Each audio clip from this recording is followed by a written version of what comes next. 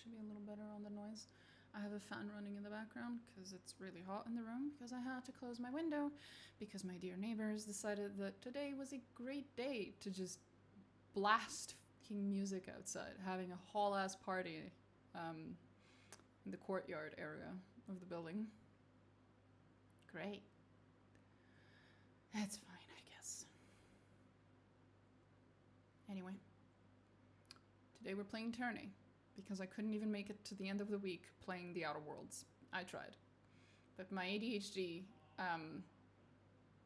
did not let me continue to force myself to do something I did not want to do. I gave it a fair shot. I played that game for longer than I've played any other game that I disliked. And I just couldn't get attached to the game. There weren't any characters that were sufficiently interesting to me. There weren't any factions or quests or pieces of writing that I was sufficiently curious about to want to stay and figure out what would happen. It just failed. It failed to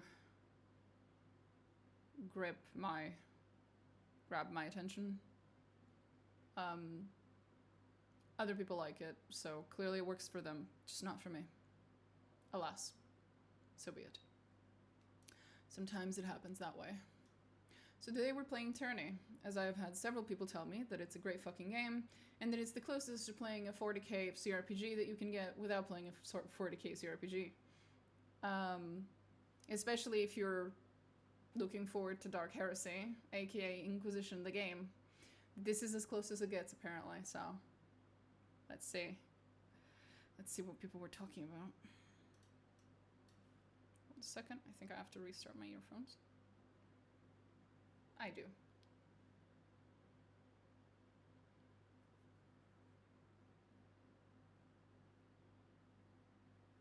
Okay, so starting the game. I think I bought all the DLCs and all the deluxe edition of the game or whatever, so we should have everything. Okay, 1 second, real quick.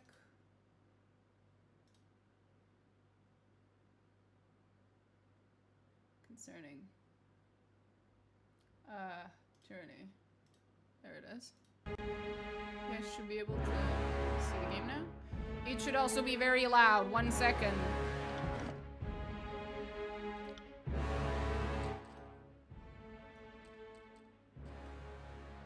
Okay, that's a little better. Holy shit. That was as loud for me as it was for you guys, I'm sure. Probably worse for me, actually. Hello, Windows Explorer. You have a great name, bro. I noticed you were on my activity feed as like, Windows Explorer has followed you, and I was like, wait, what? I love your name, bro. That's fucking awesome. I might have to lower this fucking music a tad.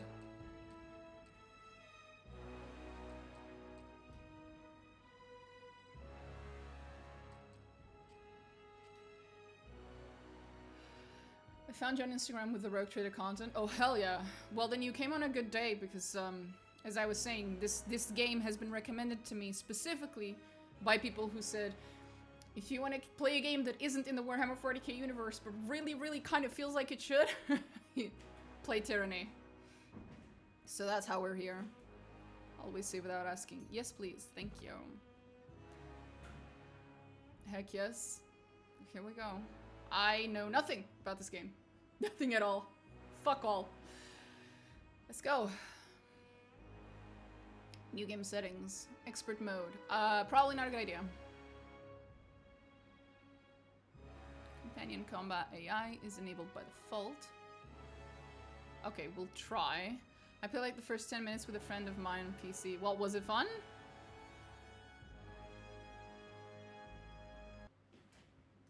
Second. Oh, there we go. Here we go. I really don't know what to expect. But it is a CRPG made by Obsidian, so I have high expectations. For over 400 years, the armies of Kairos the Overlord have swept across the known world. Okay. All who stood against them fell before their might. Sounds pretty cool. Okay. Even the Archons, women and men of immense power were forced to kneel, chained to the Overlord's will. Starts off well. Now Kairos' final conquest has come to our corner of the world. And 2 of the Overlord's armies compete for the honor of taking our lands. Okay. The elite disfavored, and the teeming horde of the Scarlet Chorus. The voices of Nerat, spymaster and archon of secrets, guides the fierce and undisciplined masses of the Scarlet Chorus. With each battle, the Scarlet Chorus grows stronger, as the defeated are given a simple choice: serve or die. Okay. Graven Ash, Archon of War and the Overlord's most loyal general, leads the disfavored. Though small in number, Kairos' ironclad legion has never met true defeat in open battle. The word true there is doing a lot of heavy Watching over work. the 2 generals A lot of heavy is lifting. Tunon, the Adjudicator, Archon of Justice, eldest of Kairos' minions. Okay. Tunon brings Kairos' laws to newly conquered lands, aided by the Fatebinders, judges and executioners of the Overlord's laws. You were among the youngest of the court of Fatebinders when Kairos' armies came to our lands. How could we have known that the fate of thousands would rest in your hands? Okay, that was a lot. Okay. Beautiful graphics. Love it already. I've missed CRPGs. Ah, yes. The 3 body types. Tall, medium, and small, but the exact same body type, basically. I know there's a slight difference. Slight. So we have the Chorus, Chaotic Evil, and Disfigured, Lawful Evil, I think. That is the vibe I was getting, yeah.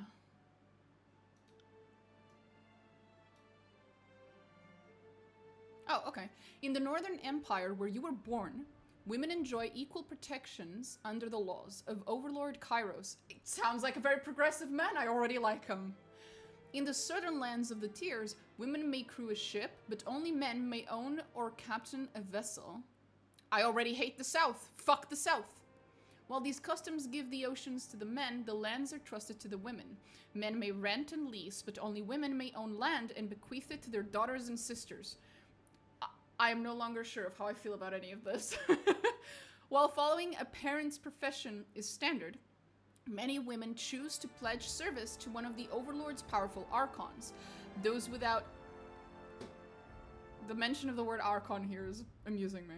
Those without a viable trade or lands to call their own are often drafted into the armies of the archons. Ah, true equality. Where it is assumed that they will rise to glory or vanish in obscurity in accordance to their worth. Ooh, I like this. Remember, to have control of the population, you need everyone in the army, men and women. True, true. Makes sense. True equality. Very progressive. Incredibly authoritarian. I kind of want to go with, you know, muscle, tall mommy energy here, so I think we're going with this one. Yeah, tall mommy energy, definitely. What are the options? 3 shades of... Slightly. I think that one. Next. Okay. Ooh, those are some cool fucking portraits. Holy shit. Okay, we'll get there. We'll get there. One thing at a time. One thing at a time. Okay. That was very low.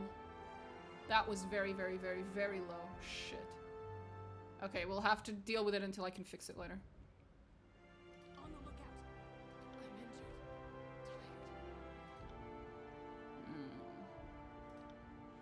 Tired. Can I exit? Yes. Sorry. I would have preferred not to have to do this, but it seems...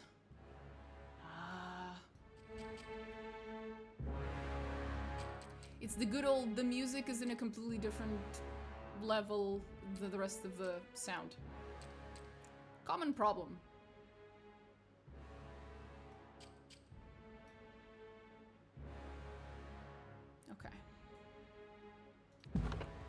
We'll leave it like that for now. And hopefully that means we can actually hear her.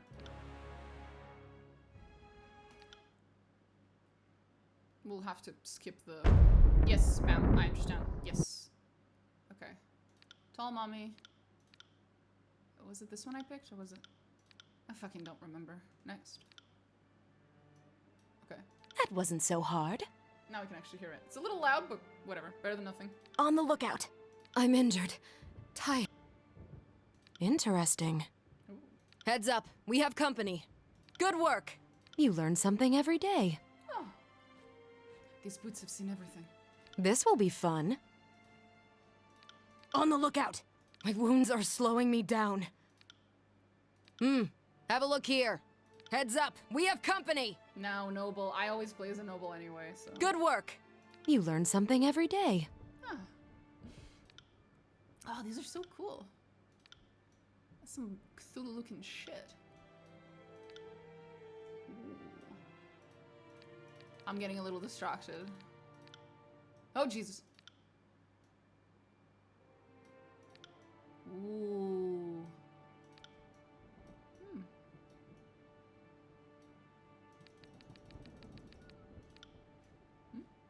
Oh. In her hands. No, no face, please. Well, sometimes the face ones are cool. Oh, we're gonna be here all day. Snakes! Yes! I might go with the snake. Snake's pretty cool.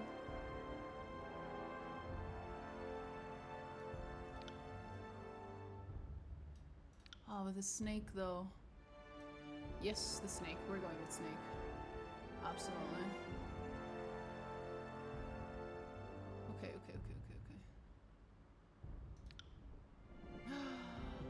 We have so many little... Oh!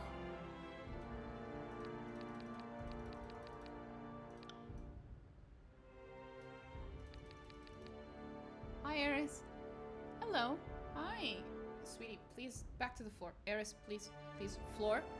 Floor, little one. Floor. No, I will pet you later. Please, floor. Please. Eris. Stop. Come on. Come on, you goof. Oh my god. Eris, please. Eris, if you're gonna stay up here, I will pick you up. I will pick you up. That's a threat. I will pick you up. And she just lowers herself even more. No. Come here. I will now pick you up. Come here. Oh, big kitty. Say hi. Say hi. Say hi. Okay. Okay. There you go. There you go. You got a mlem to the camera. Mlem. She is very cute. She's also a goof. Anyway. I cannot believe a CRPG from God knows how many years ago with a whole 3-pixel polygons on the fucking character body has better character customization than half the fucking RPGs these days, I swear to God. I am infinitely amused by this, I'm not gonna lie. Yeah, I love braids. We're going with the braid, bro. What's that? Oh, it's like her eyebrows.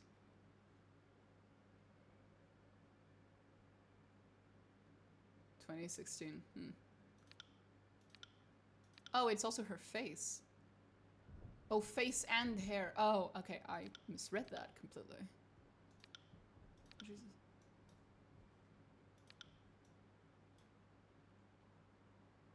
That's pretty cool. I think I like that one. She looks appropriately very serious.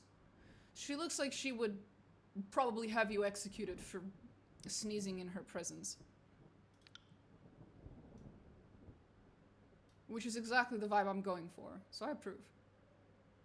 Okay, let's see.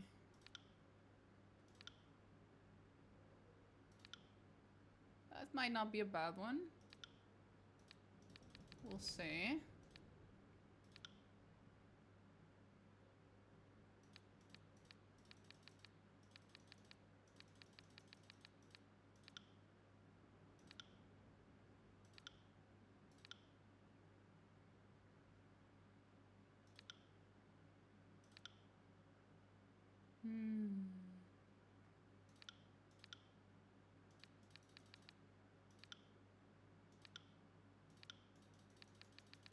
This is gonna take me a while, isn't it? I guess this one. It's like generic enough. Should probably own land. There you go! Wait, what's that? What's this primary and secondary thing? Green? Oh, is it the tattoo? I can change the tattoo color. Why was I not informed of this? Oh, that's cool. Oh. We can make it black and red. That looks so cool. Black and blue? Ooh. What if I swap it? What if it's blue? Then black. No, that looks terrible. No! Okay, okay. But the black and blue is cool, I think. I like the snake. The snake looks cool. The snake looks really cool. Is that white? No, it's some sort of something. And it ain't white. We'll go blue. Okay, okay. I'll stop. I'll stop.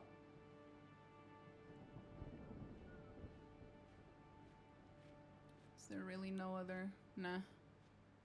Not really. And these other are male ones, yeah? Yeah, okay. How did you join Kairos' army? Okay, okay. Noble Scion, of course. Yes! Thank you! Thank you, Obsidian. Every time Obsidian gives me the option of having a noble background, a puppy and a kitten are born in the world. Like, it's just such a joyous occasion. Thank you. Born to noble parents, you were groomed for leadership. Your youth spent on letters, history, rhetoric, and other matters of culture and statecraft. Though you had wealth and creature comforts, you were expected to grow up quickly and bear the honor of shepherding others through prosperity and war. When your parents came under accusation of sedition, you were sent to the court of Tunon. Oh god! Archon of Justice, to defend your family's actions. Your parents were found guilty. Oh god, it's getting worse.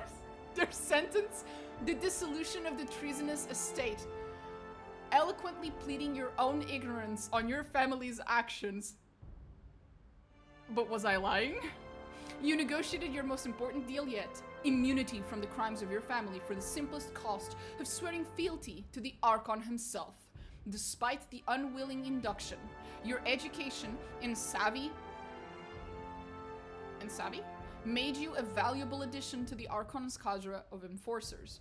And so long as you remain in good standing, your family just might be allowed to live.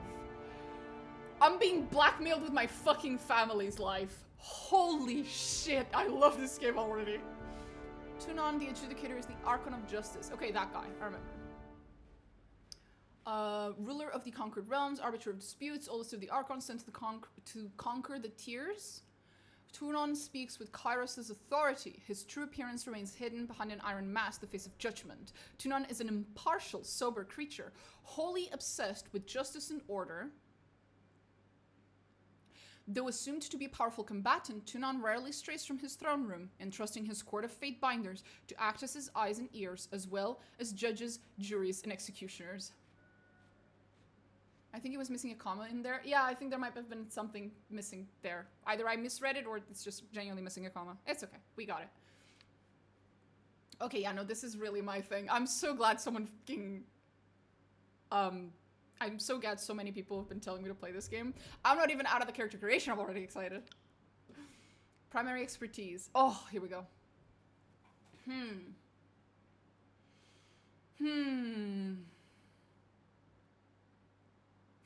Subterfuge. That always sounds nice. Short bow. Dodge is cool. Bows. I am a big fan of bows. Huh! Why is that one so different? What the fuck? Oh, because it's magic stuff. Gotcha. Oh, Jesus. Okay. Utility branch of magic focuses on granting bonuses to yourself and your allies. So that's the chanter. That's an attacking. That's attack.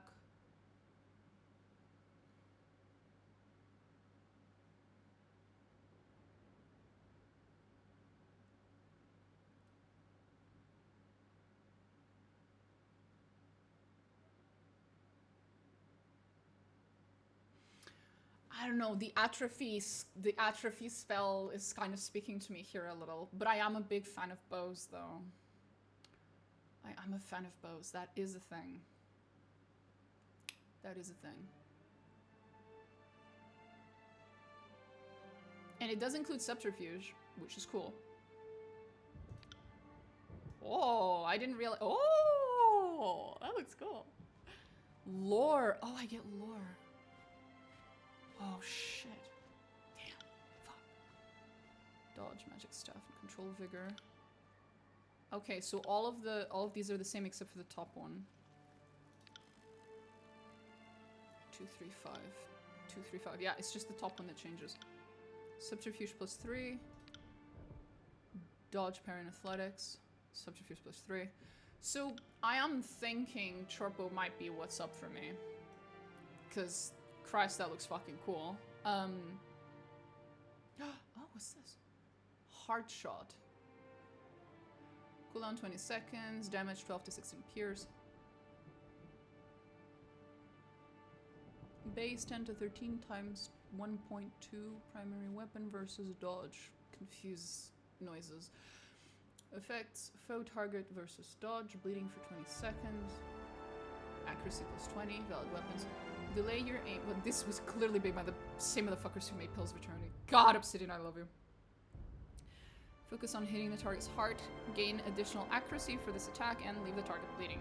Awesome. Hobble.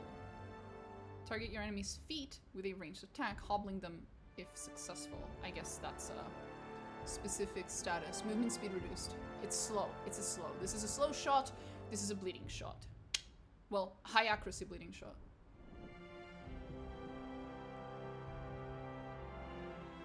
I think I'm gonna go with a high accuracy bleeding shot. It's more my style. Yeah, I think we're doing this. And we're starting off with a little sharp bow. Hey! The only thing I'm losing out of this is I am losing that +5 to lore or whatever, which I might regret later, but we'll see. Oh god, okay, more. You also receive training in this commas. Oh, I can have more than one. Oh, Jesus. Okay, well, fuck it. Then we might be going with some spell stuff. Oh. Oh. Oh, yeah, no, we absolutely will.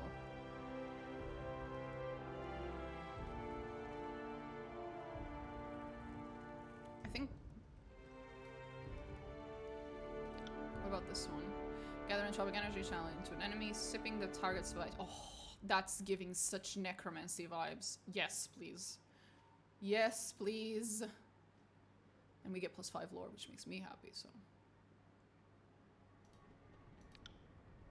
I hope the fact that like one is the main, one's the secondary isn't like super relevant.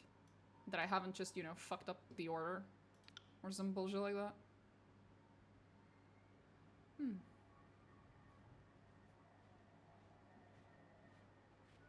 It definitely, I think, is affecting the numbers here. I still get +5 lore.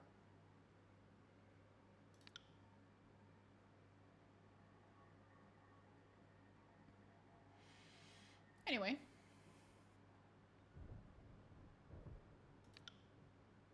Oh! I get to pick a banner. Oh, that's so cool. Okay. We do like the snake. I have the snake tattooed on my character. We like the snake. We go with the snake. And we had the blue and black, I think, was the colors I had on this. No. So like this or backwards, though? If it's primary, you get a +8 to magic skill. If secondary, +2 only. I noticed. That is the only difference I noticed, yeah.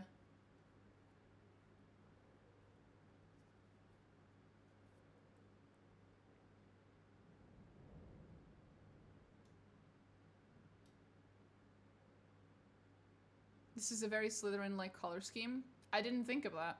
I just thought the thingy looked cool. Although I think this is the wrong blue. That's the right blue that's in her leg. Not this one. But I actually think this one looks nicer. We'll go with the go with that, I think. Unless they have a different serpent. Or something else I like. The fucking hanged. Oh my god, it's so bad. I love it. Oh, we could also go with this, though. We could. We could. We could. We could. We could. We might. We might. We might. We might do this. We might do this, bro. Yeah! Fuck it. Let's go. Character colors. Oh! Oh. Okay. Oh, well, it's already matching. Not entirely on purpose, but only a little. I think more red. The more red. But then I have to swap them like this. Because otherwise it looks weird. Maybe if I just make it a little... No, black is better. We're going evil. This is the evil game. Evil the game. We have to go. Yeah, I think that looks better. Hey, Terrell. We're playing Tyranny. We're being evil today. We're playing the evil CRPG. Or so I've heard. Oh. I guess instead, usually I name them Mina, but I guess in this particular case, I will name her Domina, because I feel like that really channels the vibe I'm going for. Full name today.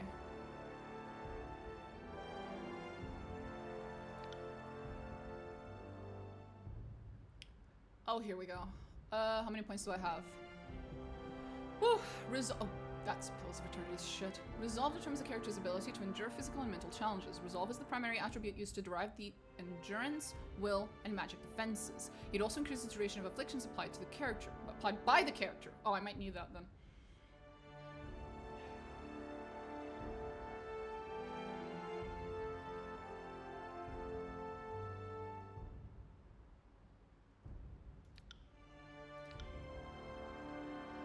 Wits attribute describes a character's mental acuity, their acuity, okay, one of those. Their ability to observe their environment and pick up on clues. Perception. Wits is used to increase spell strength as well as increase the magic defense. This attribute is recommended because of your training atrophy spells. Right, spell strength. Okay. What else? Finesse attribute describes a character's physical and mental precision. Finesse is used to determine accuracy of attacks and spells, as well as increasing burn armor's chances to reduce a hit type. Like if I care. Quickness. Don't care. I don't care. Love the magic system of this game. Outer Worlds didn't make it? No. I tried. I tried so hard, bro. And got so far, but in the end it didn't even matter. I really couldn't. I couldn't force myself anymore. I was like, no, I really can't enjoy this game. Might determines the physical strength of a character. Increased might leads to more powerful attacks and stronger abilities, as well as increasing the endurance defense. Don't care. Might 10. Attack and ability strength. Okay. So, obviously this is not what we're going to go with, because fuck that. What am I going to be sacrificing here? Well, I guess I could just sacrifice the things I'm not using. That would be smart. So where am I putting all my points? There's no persuasion.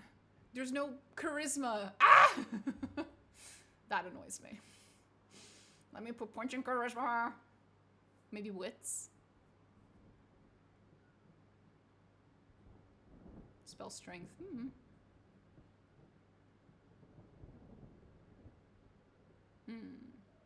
Outer Worlds is a fun game, but I played like on the span of 1 year, very slowly. Oh, yeah, if I were to play it that slowly, I might have enjoyed it, sure.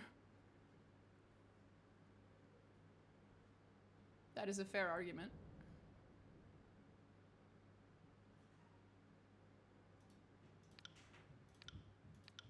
Maybe like this?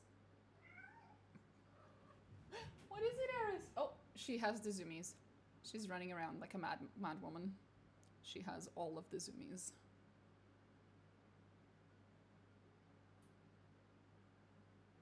That's whatever. Wait a minute, there's also skills which are probably separate from attributes.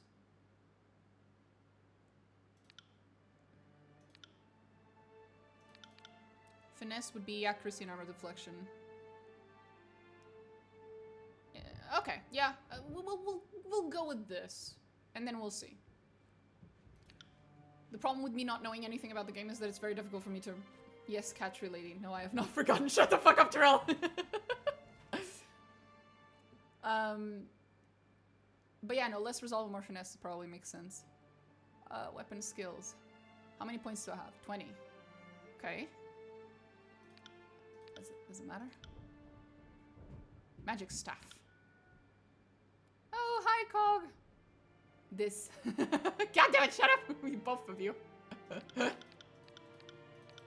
Okay. Support skills. A subterfuge. Determines the character's ability to move unseen through their environment, to detect and manipulate hidden traps and devices, and to open locked chests and doors. Yes, yes, yes, and yes. It is also used in dialogue to determine your ability to deceive or trick the person you're speaking with. Yes! Yes, yes, all of the points. All of them. All of the above. Please. I don't have enough of them. More. More points on that. All of them. Thank you.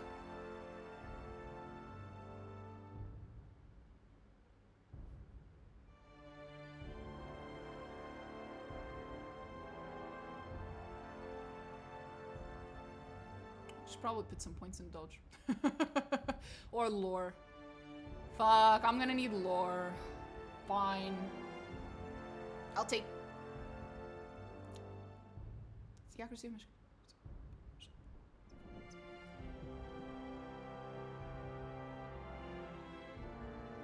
Uh-huh.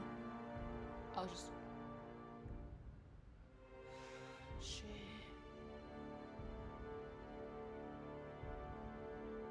Huh.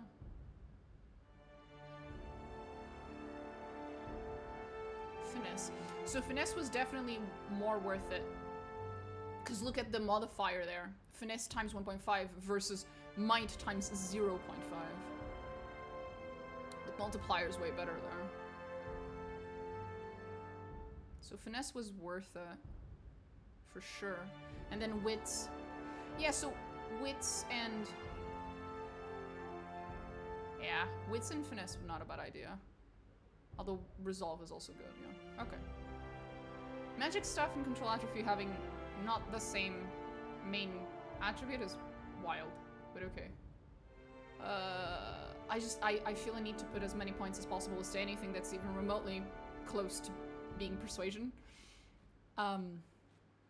Yeah. Wits, again. I'm gonna be relying a lot on my wits, aren't I? Quickness. Quickness? Quickness? What the fuck is quickness? Quickness? I don't think I have any points in quickness. Shit. Fuck. Oh well. I put myself in this position.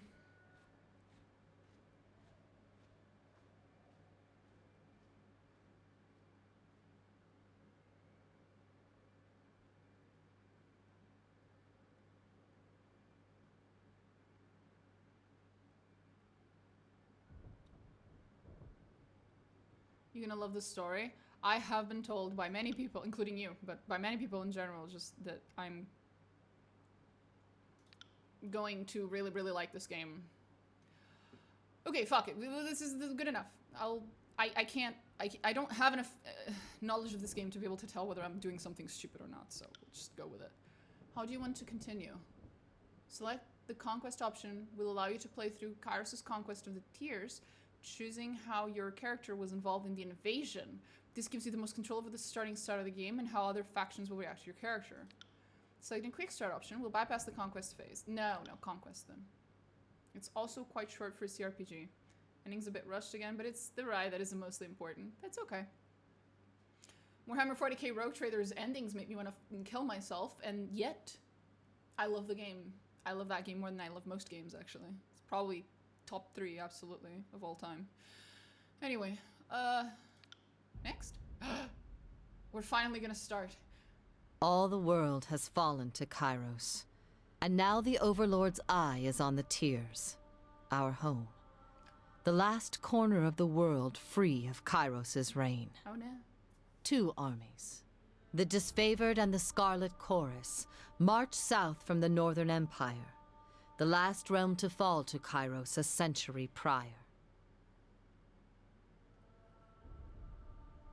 Okay. And now to finish this great game, we'll play the credit on the kazoo.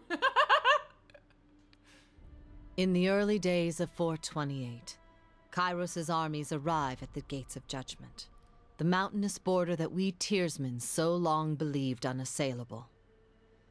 Unable to agree on a unified plan of defense, the various leaders of the Tiers sit and wait for each other to deal with the conquerors, until it's too late. Let's fucking go. Bureaucracy getting in the way of action. Swift action. Let's fucking go. Well, it's not really... No, bureaucracy... I want to say democracy, but they're probably feudal, so not really. Eh. More like politics getting in the way of swift action. That's more accurate. Oh. Oh. During the conquest, you will decide your character's action during Kairos' invasion of the Tiers, shaping the world through which you will adventure over the course of the game. Each choice you make affects your character and how major factions of the Tiers respond to you. Your decisions matter. Choose wisely. Oh god, that is a vaguely threatening sentence, Obsidian. Oh god. No pressure. I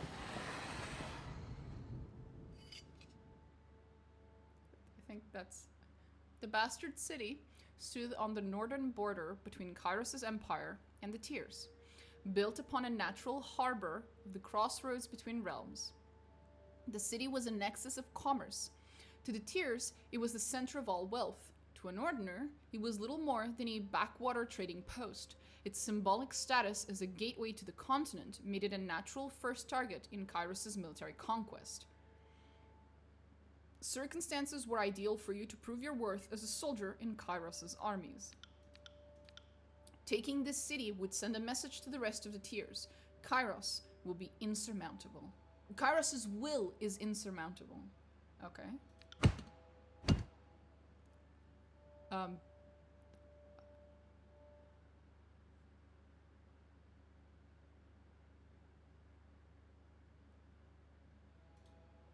I click one of these two? Is that it? I can't drag, I can't scroll. Okay. Infiltrate the Tiers. Both armies sent their forces to prepare the way. Gates of Judgment. In the first major engagement of the war, Kairos' armies crossed the mountains and established a foothold.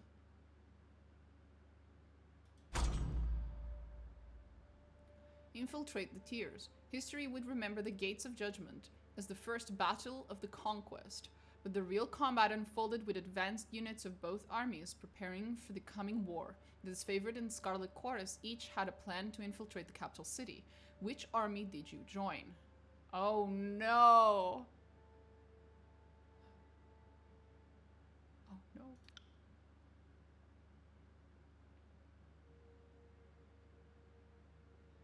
Oh Jesus.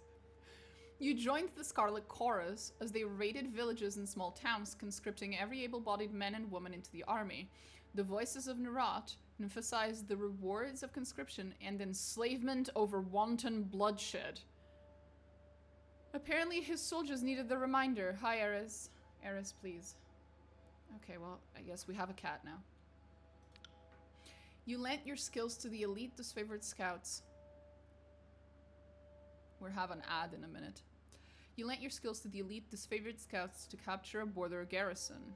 Graven Ash insisted that an early victory in the offensive would boost the morale of his troops and diminish the haughty overconfidence of the Southerners.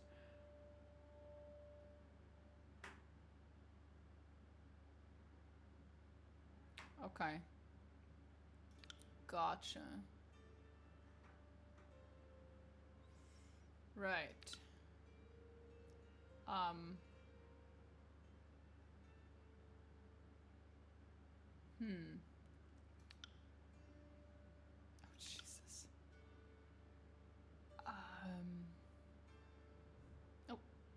There's the cat. Are you... Look, if you want to stay, you can stay, Eris, but you're gonna have to sit the fuck down. Please, stop moving. Thank you.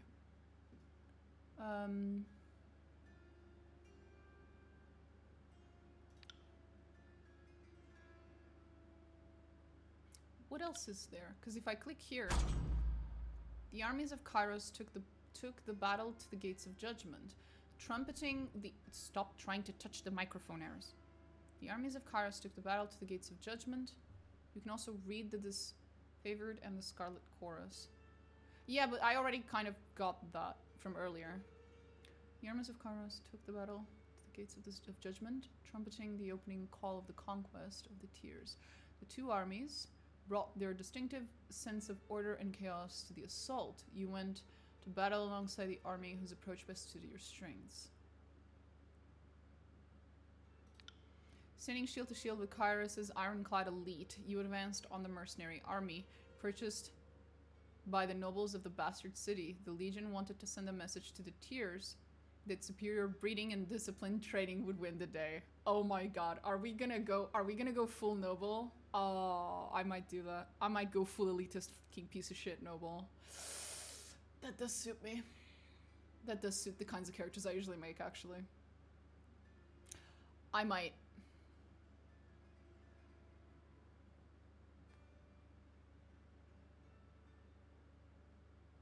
Wait, Kairos is a name out of legend. For centuries, the Overlord has consolidated power. For centuries?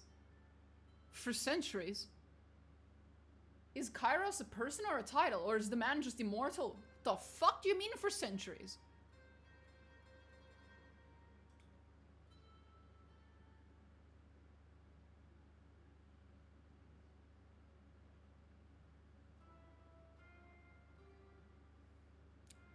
Oh, I think the man might just be fucking immortal.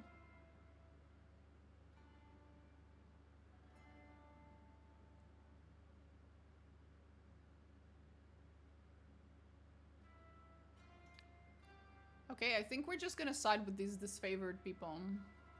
Cause they're elitist cunts, and if I have to choose a flavor of piece of shit, fucking, you know, asshole, cunt-ass, fucking authoritarian, that I think I'm just gonna go with the elitist ones. I think that suits my character more. Isn't that right, Eris? Yeah, it is. Okay, we'll go with that then. Yeah, we'll go with that. We'll go with this. We'll go with these guys. The Oathbound scouts identified a modest border defense and collaborated on an organized attack that would leave the enemy uncoordinated and cut off from aid. You oversaw the preparations and offered your opinions on the strategy when the clashing of swords and spears fell to silence, followed by the cheering of disfavored scouts. You were the least surprised. Okay. Oh, okay. Inside agent, you found an ally within the city to prepare the way for the approaching army. Containing the fire, the bastard city's resident fire mages threatened the first leg of the conquest.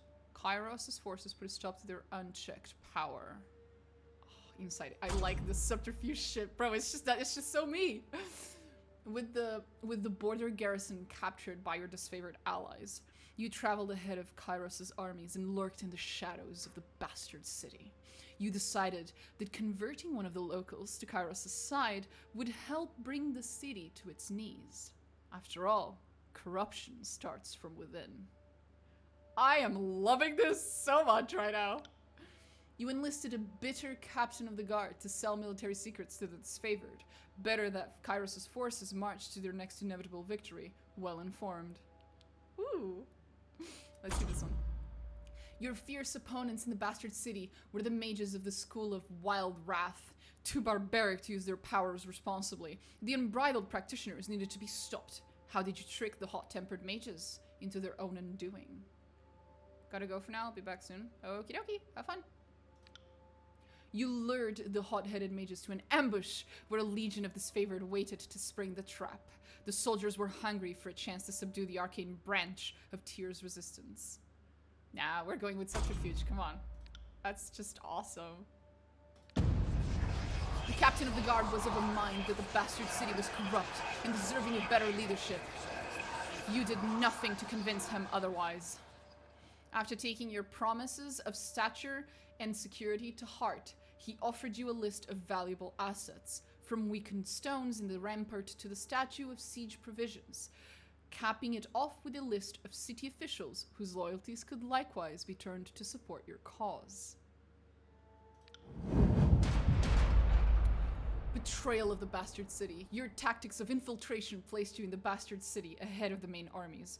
Your work softened the city defenses for the arrival of Kairos' forces, but you wanted a decisive gesture that would give your allies a meaningful advantage. How did you assist in the fall of the bastard city? Spread the earth through assassination? Oh, so cool.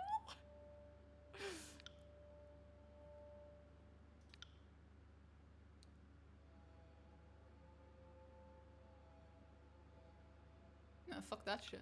Now that's more up my style. Create a cloud of obscuring shadows and dust. For a short duration, enemies that use physical attacks against you have a significant increased chance to miss. Hey, during this time, your attacks will also be less effective. That's okay. That's okay. I understand.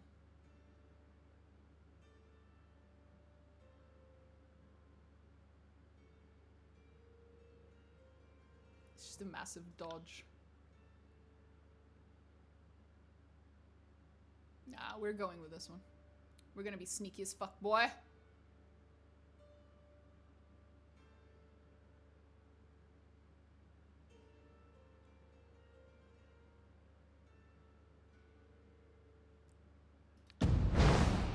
Some deaths were quiet and unannounced. Sorry, and unnoticed, while others were gruesome beyond words. As a wave of murder overtook the city's elite, your deeds swelled in infamy. Well before the armies arrived, no one in the bastard city felt safe in their homes, much less behind their walls. By the time Kairos' forces crested the horizon, the city was fearful enough to throw open the gates and welcome their new protectors. Hell yeah! Let's fucking go.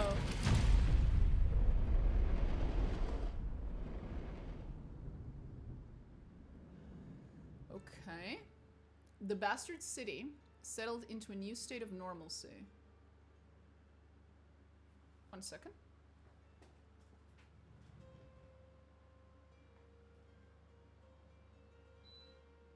I'm gonna see if I can open my window or if there's still a huge amount of...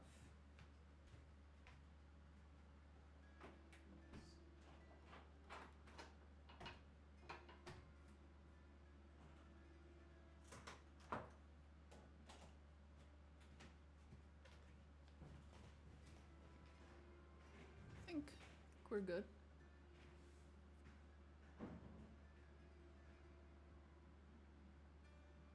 Yeah, I think we're good now. There might be a little bit of noise coming from the background, but hopefully the game's sound is louder than that. Or something. Anyway. The bastard city settled into a new state of normalcy, with every tower displaying Kairos' banner. Your name was whispered alongside rumors of a decorated career to come. The armies divided into 2 fronts and migrated south.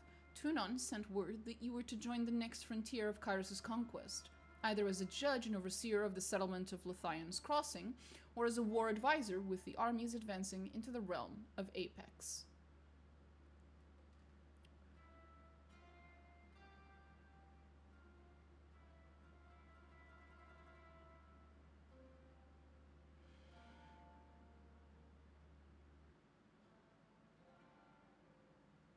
I'm gonna go with the non-war one. That sounds more fun.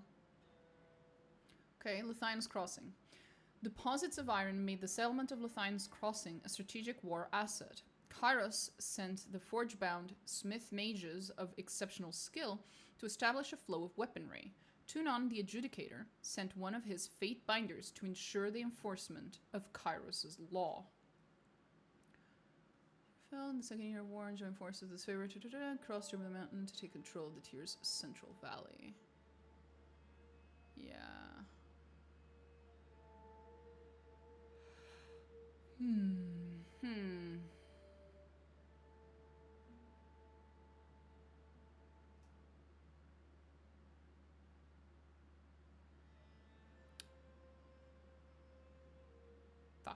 We'll go with that one.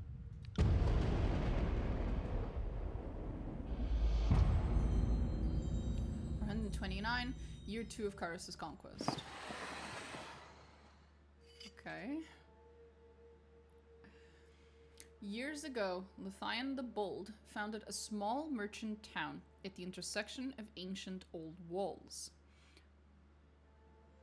A pact between the settlers and the mercenary company meant that caravans were able to travel without fear of bandits or bane, and the town thrived in modest insignificance.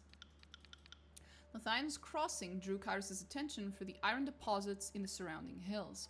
With the region under Kyrus' control, the northern smith mages could set up workshops to refine ore and arm the disfavored with the finest weapons in the known world.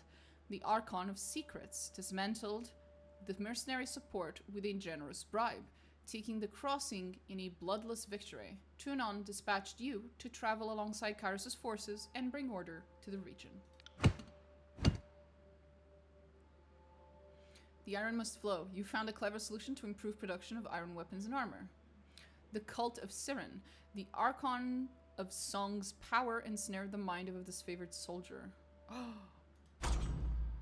Siren, Archon of Song, used her arcane charm to lure locals into joining Kyrus' army. As a patroness of the Scarlet Chorus, her efforts were critical to the conscription of new recruits. When an enthralled, disfavored soldier joined her cult, his company feared that the Archon was growing out of control and needed to be stopped. The disfavored demanded that the Archon of Song cease her recruitment practices and that they be allowed to violently subdue her cult of followers. The loss of soldiers was a significant setback to the Scarlet Chorus's conscription efforts. Get fucked.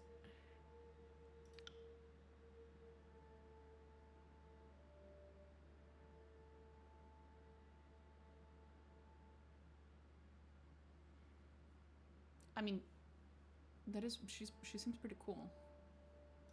But I'll check here. Kyrus' smith mages worked day and night to create weapons. No one faltered their dedication, yet production was low. The plans that came to light proved divisive to the disfavored and Scarlet Chorus. On one hand, any additional manpower was needed for fighters, not forges. On the other hand, the celebrated weaponry of Kyrus' armies needed to be fiercely guarded. The Scarlet Chorus took refugees from the recent influx and forced them to serve in Kyrus' military.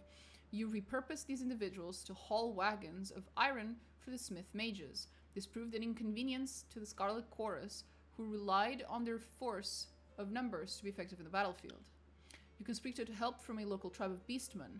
Their strength would more than offset their disobedience. The disfavored protested that savages have access to the secrets of iron, but their voices were few compared to the support of the Scarlet Chorus. Okay, we'll go with this one.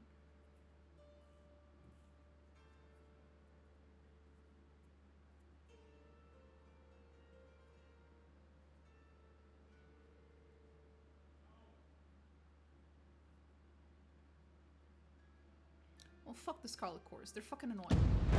The population of Lithian's Crossing had swelled from the emptying of lands destroyed by Kyrus' armies. Although the Scarlet Chorus fought to keep the refugees under their control, the need for production could not wait. The new recruits were reassigned to haul iron ore from treacherous mine shafts, labor more befitting slaves than Kyrus' artisans. Though the disfavored grew stronger with the advantage of more weapons, the Scarlet Chorus diminished as their ranks found themselves with one less opportunity for growth. Get fucked. Guardians do. Tensions rose as disfavored and Scarlet Chorus soldiers rubbed elbows with mercenaries hired to guard the forges. Pick of the armory. As the forges improved production, both armies demanded preferential treatment. Oh god. Since you aided the production of weapons, commanders of both armies lobbied for additional arms. They offered all manner of bribes to be next in line for a fitting session with the masters of the forge. How did you sate the lust for iron? You allowed no changes to the orderly disposition of iron, punished those who tried to bribe you twice. Yes, I might go with that one, because that is true lawful. No, we're going true lawful. Fuck it. What's here? Reprieve from the war, the city grew more crowded as the mercenary army hired by the Archon of Secrets occupied the barracks, where they drained resources and escalated tensions. But the Scarlet Chorus sought to invite them into the fold.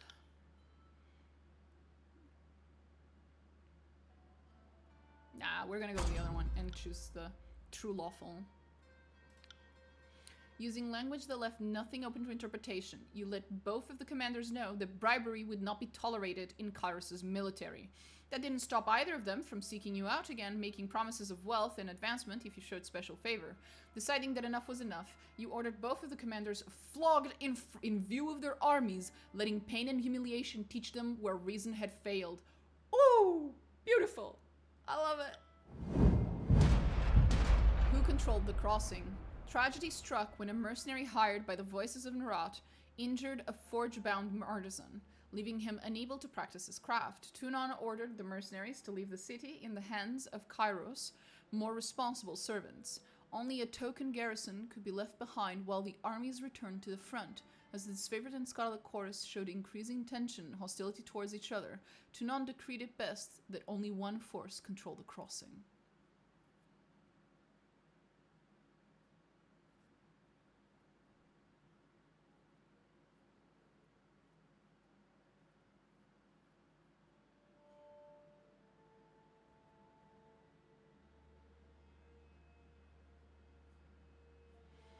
Okay.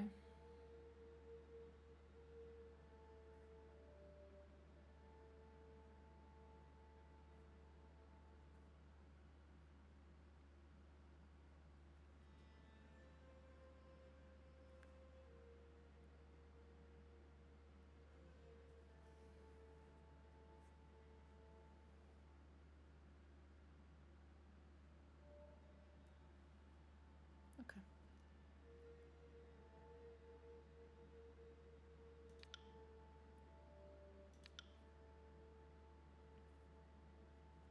You granted control of the Thion's crossing to this favor. Of course, I'm clearly partial. I'm clearly very fucking partial. Placed a modest garrison in the settlement of Lithion's crossing, though the force was larger than might be needed to police the small settlement. Protecting the forge-bound ironsmiths became the true agenda of the defensive force, as these magical craftsmen kept the disfavored invasion force suited in iron. Relieved at the departure of the Scarlet Chorus, the citizens of Lithion's crossing felt they got the least of two burdens. You received word from Graven Ash, thanking you for your decision. The forge-bound and their weaponry could not be entrusted to the voices of Narat.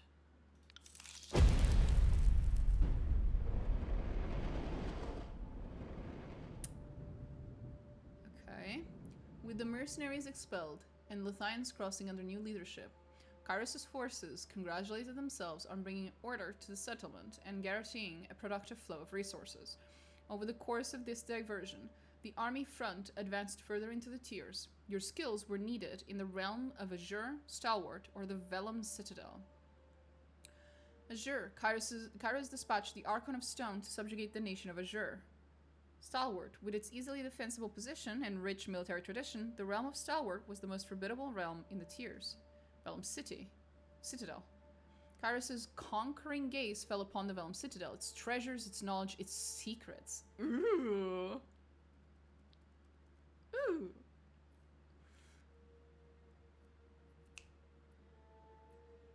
Oh, we're going for that one.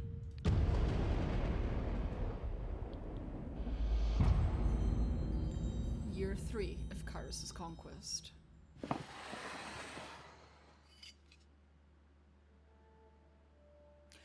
The Vellum Citadel was an archive and library of massive scale. Its inhabitants were known as the School of Ink and Quill, a circle of mages that centuries ago carved out their own mountainous refuge on lands unsettled by the other major realms. Legends said that the Citadel housed a treasure trove of arcane knowledge. The Overlord's spies infiltrated the school and confirmed as much. The time was ripe to send a detachment to the great library fortress and force the scholars to yield to Kairos.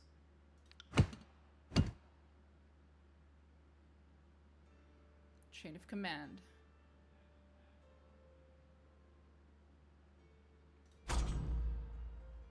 Siren, Archon of Song, used her power to enthrall enemy mages who crept beyond the citadel walls. After Kairos' forces rounded up the arcane practitioners, the disfavored began executing the new captives before they could share dangerous knowledge, a crime under Kairos' law with the Scarlet Chorus.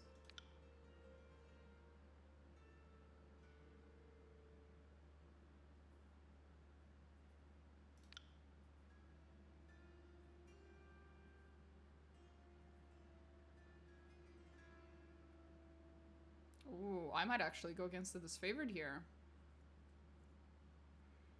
A detachment of Kyros's army marched on the Vellum citadel, expecting an orderly surrender as they neared the main gates. A blast of arcane energy struck the commanders dead.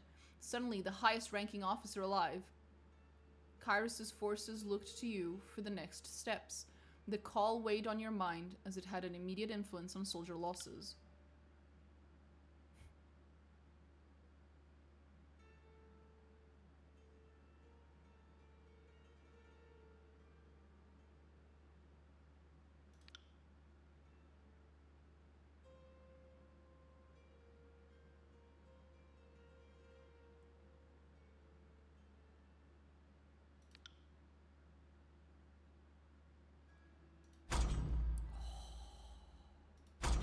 In both of these, the Scarlet option is actually mildly preferred for me.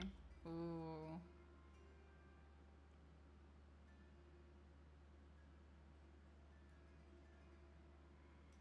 Ooh.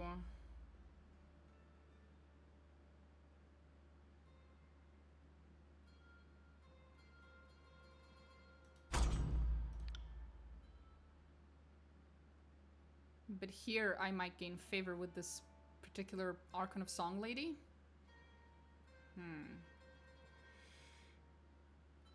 I think I'll go with this one. The wisdom of the sages and knowledge of the Vellum citadel were too important to silence. The disfavored balked at entering the Archon's service, but your ruling left them with no recourse. Archon Seren, delighted in having new toys to play with, and promptly enthralled her personal... Oh, okay. Verb, not adjective. Delighted in having new toys to play with, and promptly enthralled her personal guard. You spotted them in camp days later, following their new mistress with wide-eyed devotion. I love this bitch already. I hope we can be best friends.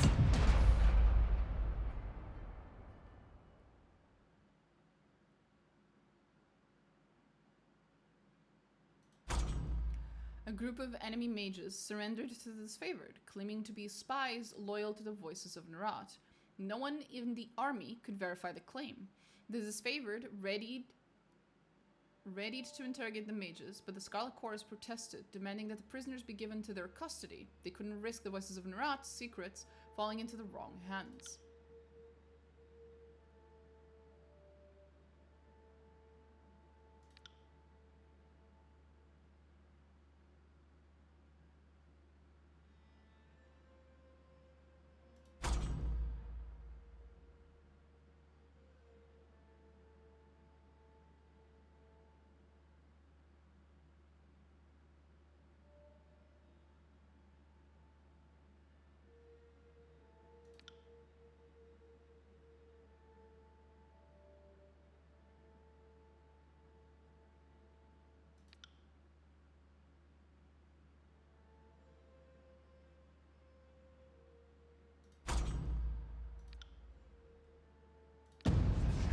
The Scarlet Chorus accepted the mages into their company with gratitude. After secreting them within tents and out of earshot, you presumed that a discussion or interrogation followed. When asked about it the following day, the Scarlet Chorus admitted that they sent the mages to the voices of Nerat with an escort, dispatching them under cover of night without due authorization. You reprimanded the soldiers for keeping you out of the loop, but there was naught else to be done in the matter.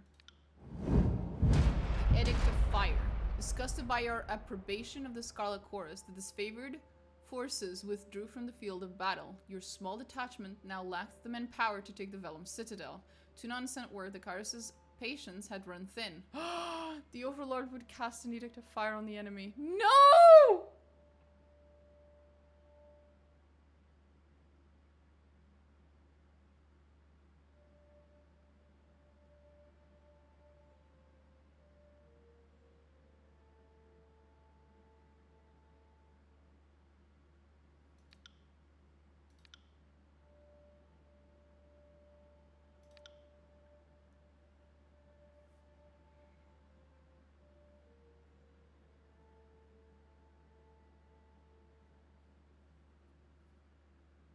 I'll give them a chance to run. He confronted the mages with a warning and hoped the message was received. The hour before sunset, numerous figures were spotted fleeing the citadel. As the sun dipped under the horizon, you read the words of the edict. The earth shook, and red-orange light glowed in the foundation of the sprawling citadel, bubbling up from under the library. A torrent of lava headed with explosive force, gushing from windows between loose bricks, melting winding trenches in the surrounding land. Days later, the flames still raged on, the conflagration continually fed and renewed by the power of the edict. God damn it. I did not want to lose the library.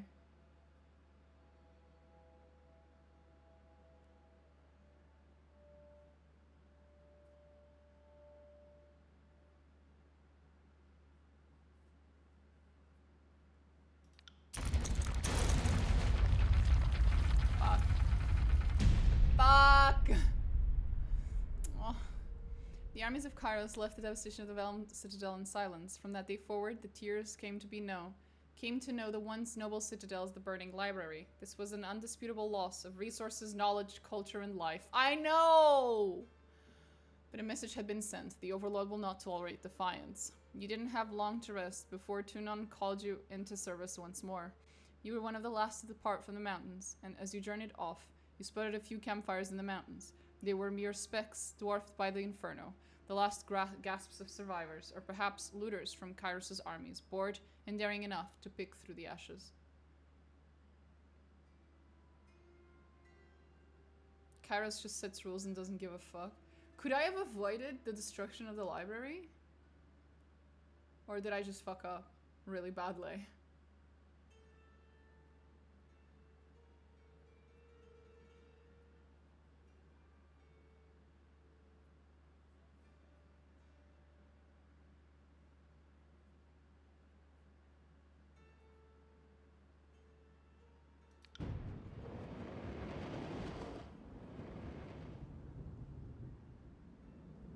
Oh, that was it. Do you want to continue or erase your progress and start over? If you resist Kairos too much, they might just cast an edict of forever rain, and as long as there's still one resistance member in the population, the rain wouldn't stop. Jesus Christ. I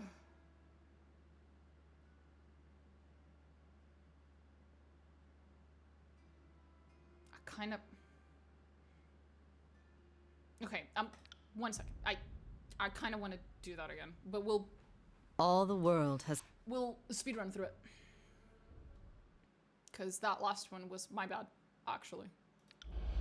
Not at all what I wanted to happen.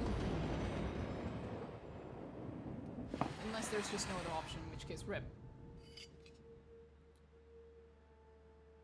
Pretty sure you cannot avoid the addictive fire? Okay. Well, we'll try, and then we'll see what happens. Both armies center force.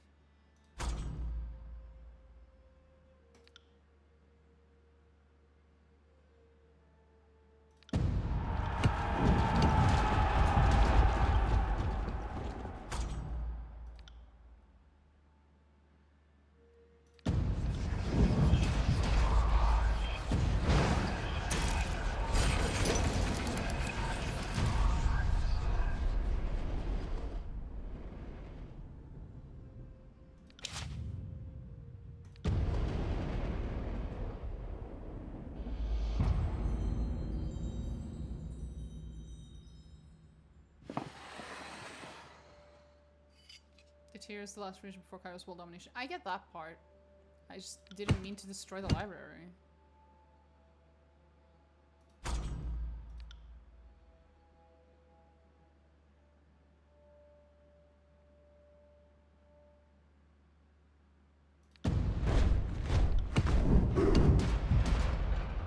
So they don't give a fuck about survival rate? That's not what I'm worried about at all. It's just the library knowledge that got lost.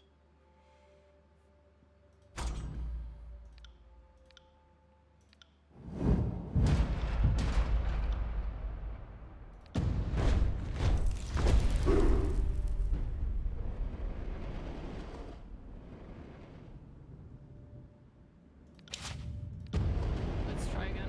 See if me sticking to the disfavorit's better.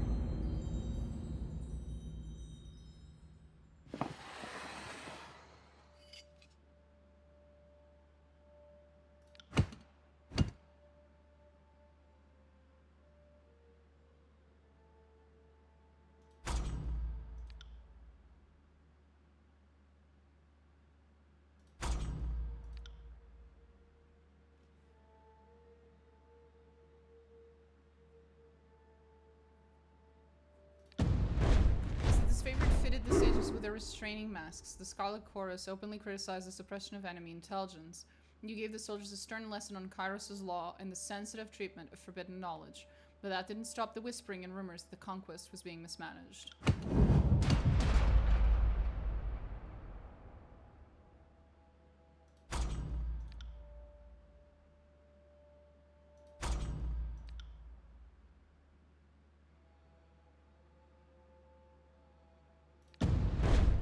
Even the gang bosses argued in favor of the ritual contest killing.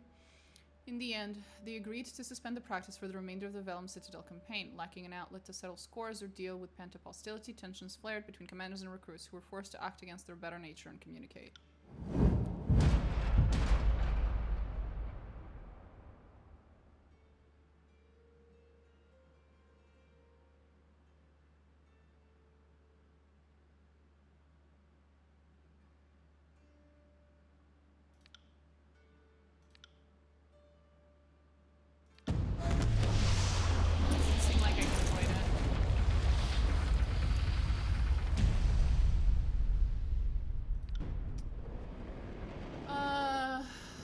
Seem like I can avoid it. So I'll go with my first choice. Because I did prefer my first choice. I just was hoping I could avoid the fucking Edict of Fire there. Seems a little excessive.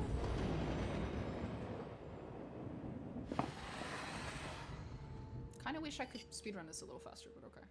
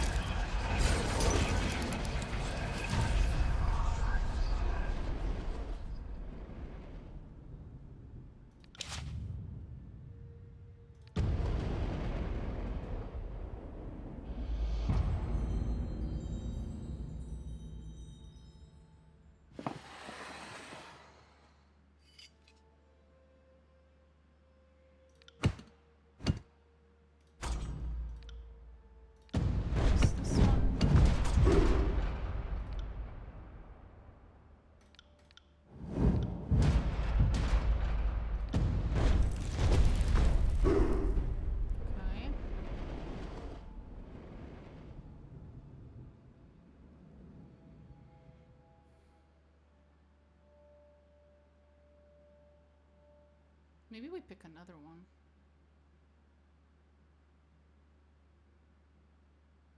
Nation of Azure.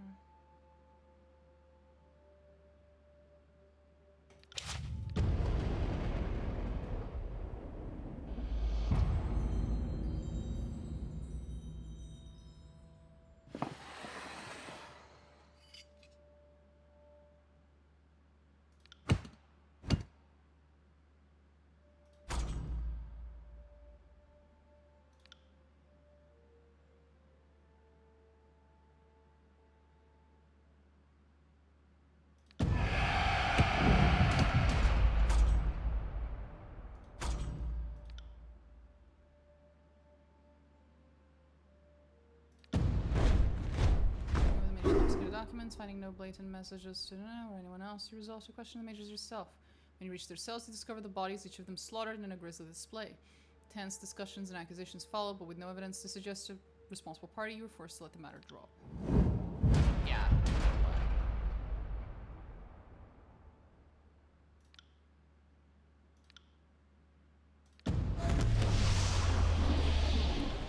There we go.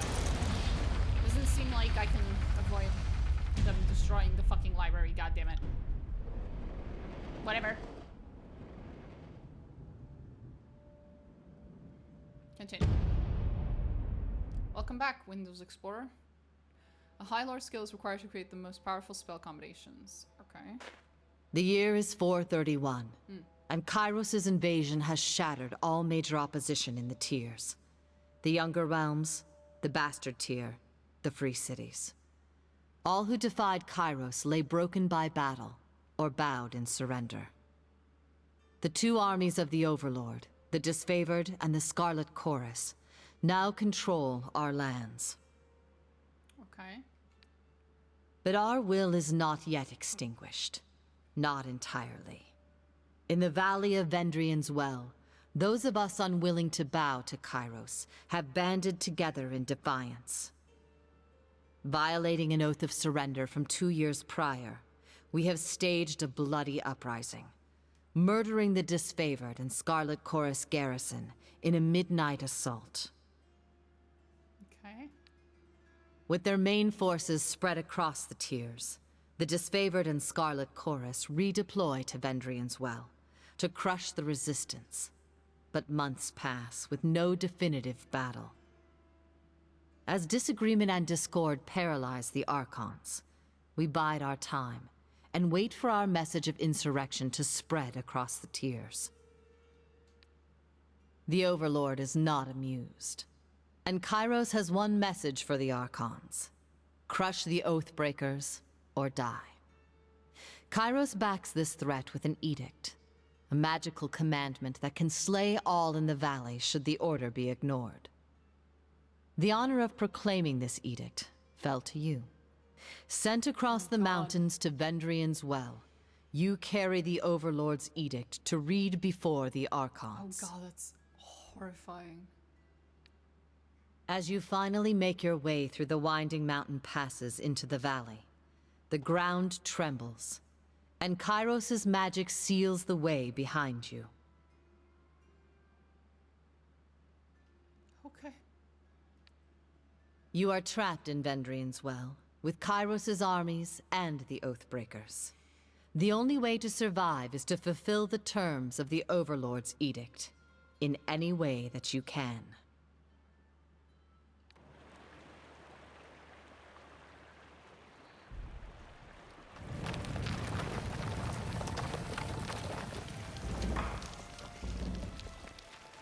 Welcome to Tyranny. If this is your first visit to the world of Tyranny, watch for these windows to help you become familiar with the game. You can disable tutorial messages. Okay. Okay. Okay. Well, that looks fucking horrifying, ma'am. Ma'am, what the fuck?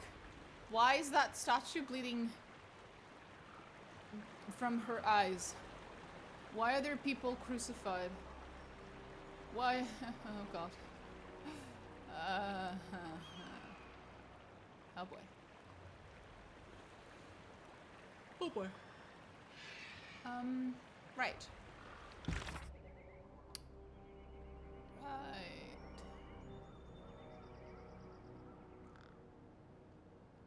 Right.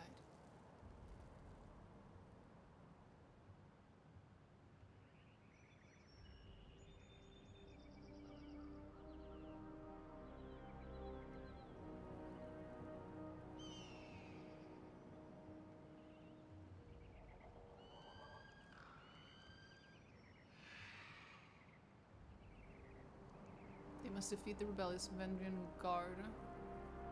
Soon, or everyone in the valley, allies and enemies alike, will die. Shit.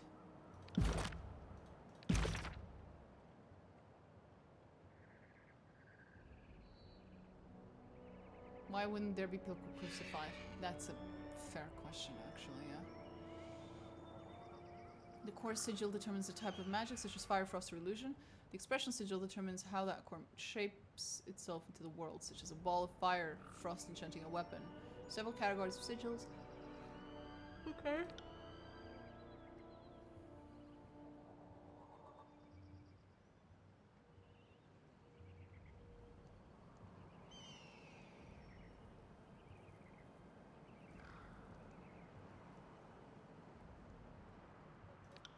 Okay.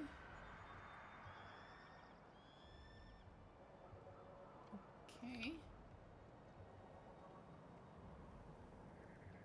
Okay.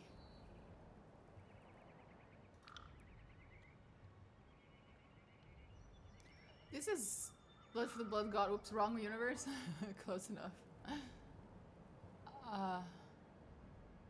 Right.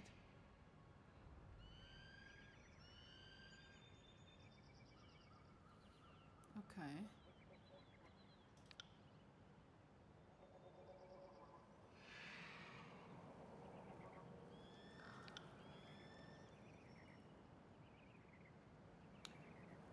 Pressing UI will display the increased range as a second, more transparent area beyond the base area of the spell. Okay.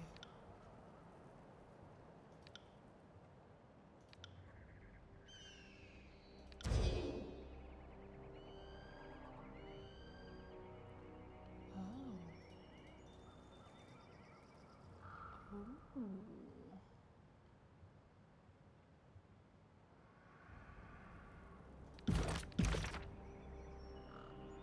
Huh. How interesting. What an interesting spell system. I've heard that what was it? Was it Morrowind? Used to have a spell system that was like super fucking complex as well that a lot of people like. Was it Elder Scrolls Morrowind? I wonder if it was like this. If it was similar. Because I played Morrowind a very long time ago, and I don't think I was playing a spellcaster at all. So I don't remember.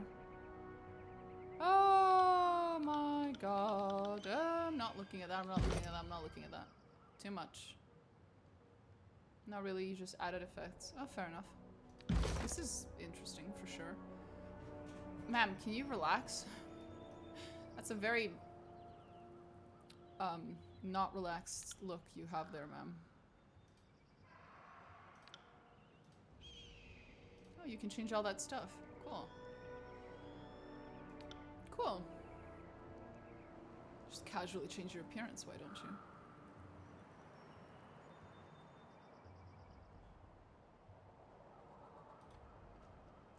If Ascension Hall has not been taken by my forces before morning on the Day of Swords, all in the valley when this edict is passed will perish.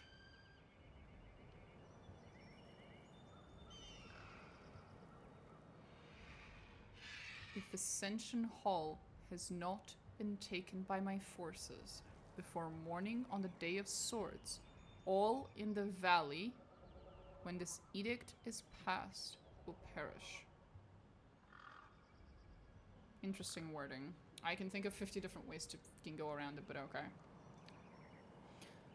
We'll see. We'll see what I can do, what this game wants me to do, allows me to do. That does include you. I figured as much. The game is literally saying, if you fail your fucking mission, you also die with everyone else. Yay! Oh, goddammit, Eris. Eris, please. Yeah, I understand. You want me to play with you? Yeah, meow, toot toot.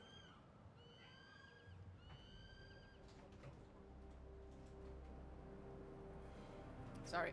The cat brought a rope that she uses as a toy with her upstairs and then dropped it in front of my chair, so I couldn't drag the chair. The chair was stuck. Spider cat. Spider cat. That's you, Eris. Yeah, it's you. Okay. Where are we going? Save. Hello, Aurora. That's a lovely name. Hello, Aurora. Okay. Kairos, the Overlord, be praised. Indeed, let him be praised. When I heard the avalanche, I feared the valley was sealed with you on the other side. This favored warrior claps her gauntlet to her breastplate, the traditional salute of her legion. The commander wouldn't say why the governor of Lothian's Crossing would be coming, but since we have no forges here, I imagine you're here to knock some sense into the voices of Nerat. She catches herself, clearing her throat with a smile. I mean, mediate with the Archons, so that we might agree on a plan to wipe out these Oathbreakers. Engine guard reneging on the surrender 400. In both his favorite and Scarlet Chorus, now refer to these Tearsmen as Oathbreakers. It is perhaps one of the few points of agreement between this favorite and Scarlet Chorus. The choices you make change how the story develops and will build a reputation for your character over time.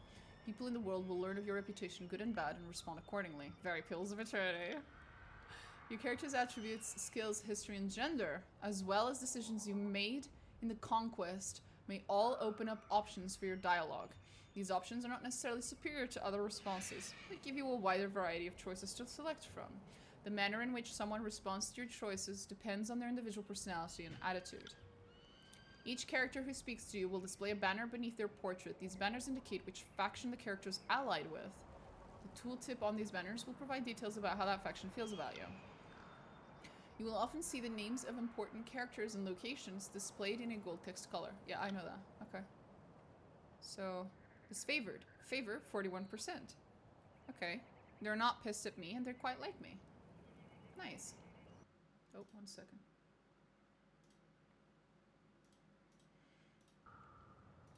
Okay.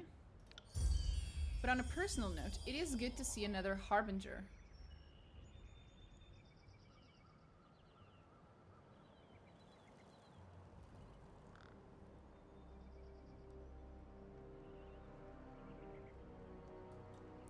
Oh, she recognizes me. This is Aurora Stone Shield of the second cohort, veteran of the original Vendriel as well. Campaign 2 years prior, you saw battle with her and her team in the infiltration of the Tiers that occurred weeks before the major opening battle. Those who took part in those daring pre-war raids refer to each other affectionately as Harbingers. Aww! She's my bestie! We're besties! I love Aurora already. By Kyrus's will, most of our old invasion force still lives, but most of us have been scattered across the Tiers, reassigned as needs change. I miss those days, when there was so much battle ahead of us, so much glory still to be won. But I know the Archons are expecting you. Don't let me wax nostalgically about the old days. Can you hear that hum in the air? That glow around the rocks? The avalanche is Kyrus's magic. The Overlord has sealed the valley. Your senses see more than mine, good Fatebinder. I do not pretend to know much about such things, but if that was Kyrus's magic and you're here on important business, well, you don't have to be the Archon of Secrets to guess that you're here to proclaim an edict. What does Kyrus have in store for the enemy? 10 years of festering plague? An edict of twisted bones? I am bearing an edict of Kairos. Our soldiers will complete their task or die.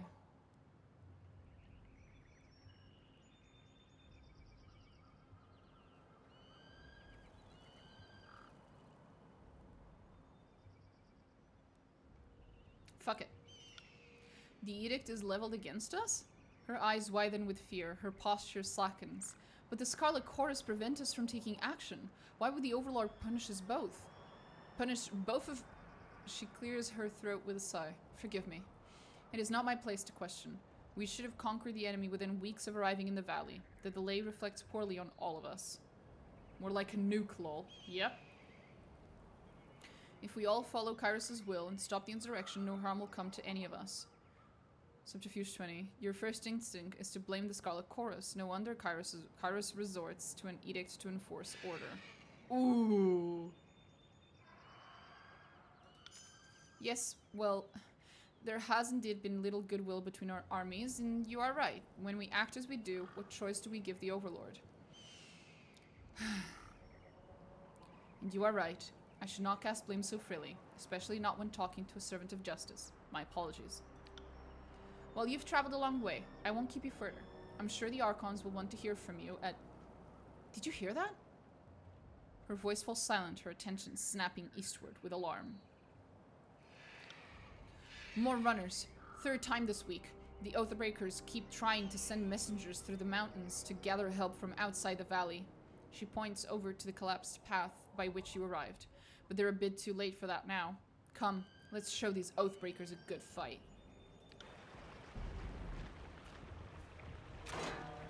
Oh, jeez. 1 second. Yeah, I understand that. Privacy, show reputation. Yes.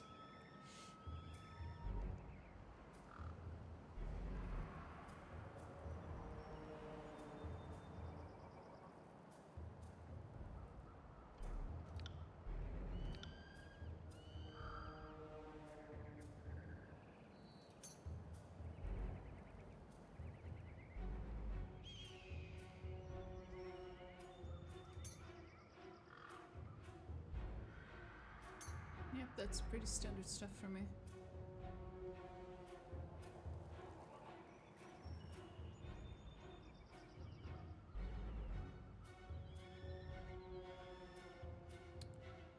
Usually I have one. Yup. trap. That's really useful.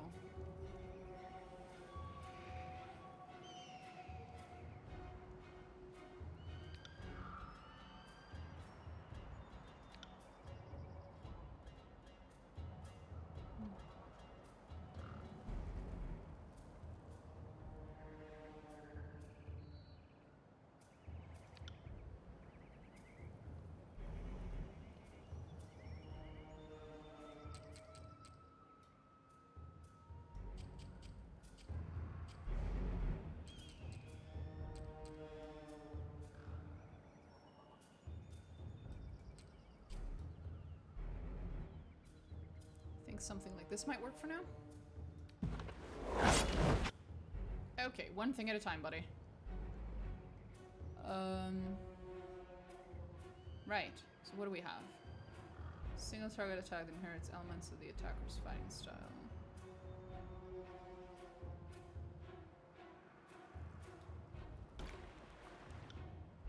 She's getting way too close. Sorry, I can't. Pausable real-time combat system. Yeah, I'm used to that, because you will often manage more than one character at a time. It's a good idea to pause the game, issue orders, resume real time to see the orders play out. Yep.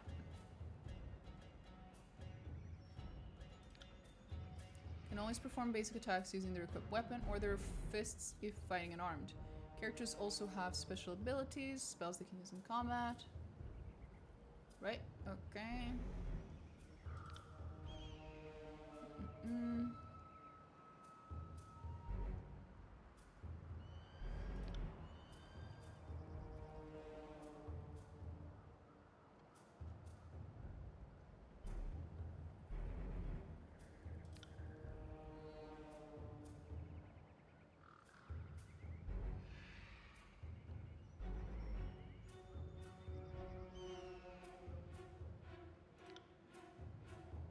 Four possible results from any attack. Hit, crit, hit, graze, and miss.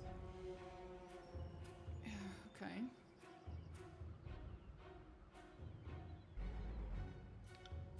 Okay. Interesting.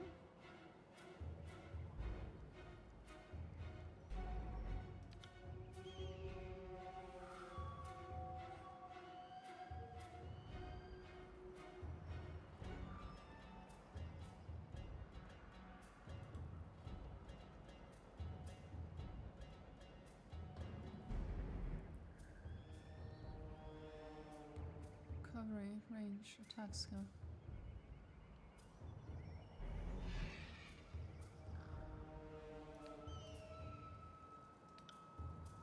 Like the leveling of skills, it's like an Elder Scrolls one. I do appreciate that, yeah.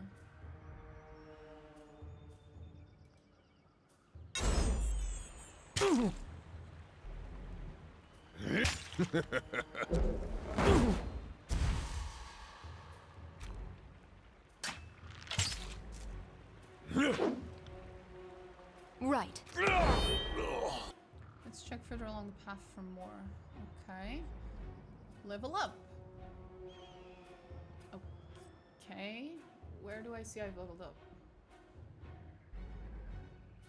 6 categories of talent available to your character: leadership, defense, power, agility, ranged, and magic. With each level you gain 1 point to purchase a talent from any of these categories.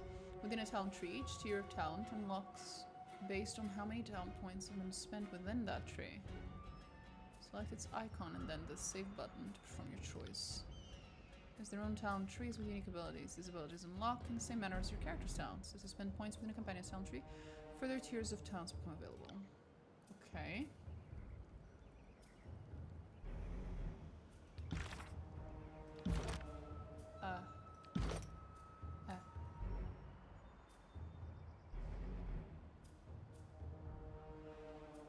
Spent. Right.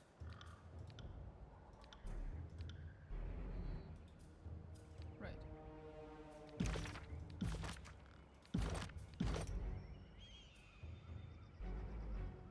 Yeah, okay. I have not leveled up. That was just thinking. Oh, ma'am. Will Ma'am. do. Jesus. Potion of protection, whetstone.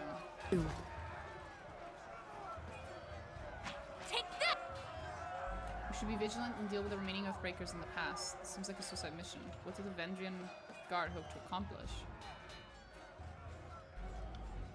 From what we've learned from the Oathbreaker, from other prisoners, the runners are instructed to escape the valley and drum up support for the Oathbreakers' cause elsewhere in the tiers. I don't know who they think will listen to their pleas. We've smashed every army fortress and self-proclaimed ruler these lowborn tiersmen have to offer. Perhaps they think the wild beasts will rally to their side?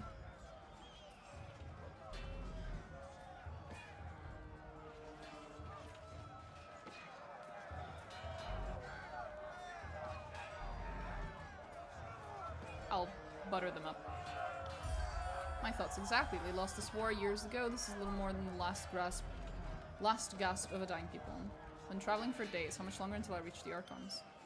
You're almost at your destination. Once we clear the pass of the enemies, just head south down the foothills from there. Should just be a matter of hours to the encampments. There you go. I guess.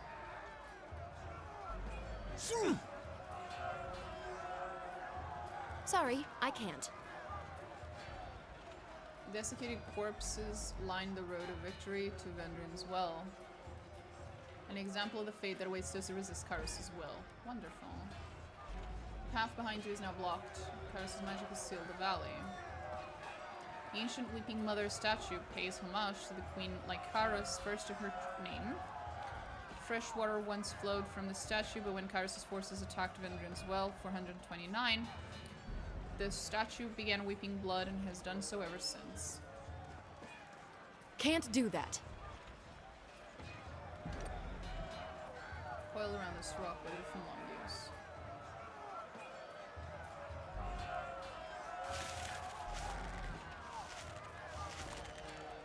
Can't do that.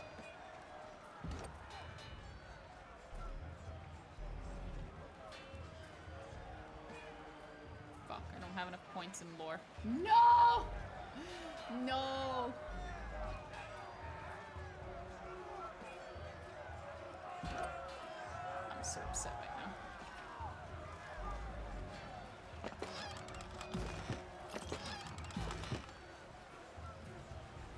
The once pure water of Queen blah blah blah is run red with blood since Kyrus' forces invaded.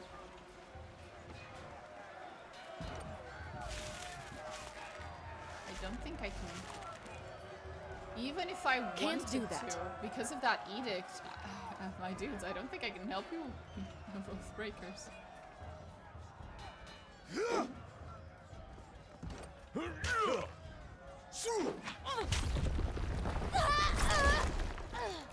On it.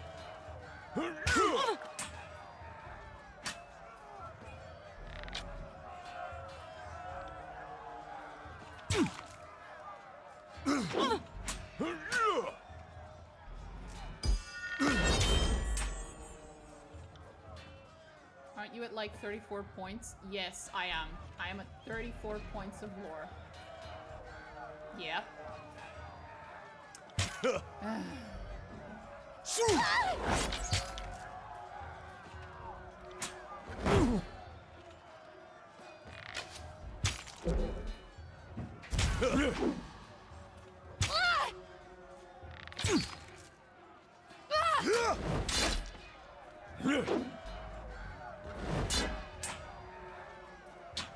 I got it.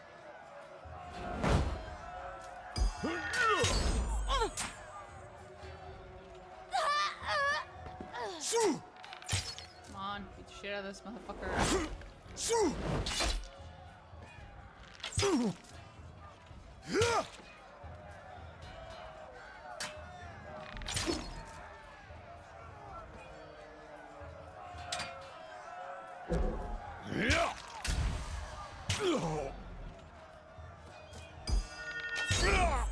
Nice.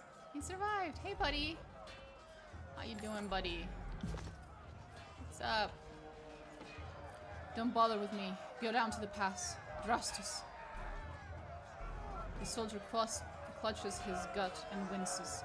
You can see a hint of entrails between his fingers. Oh no. You're wounded and it's not trivial. He laughs through clenched teeth. This but a scratch. 'Tis but a flesh wound. I've seen twice as worse 10 times over. He doubles over in pain, gagging and shivering. Let me help you. I said I'm fine. Raven Ash protects. You go on and help the others.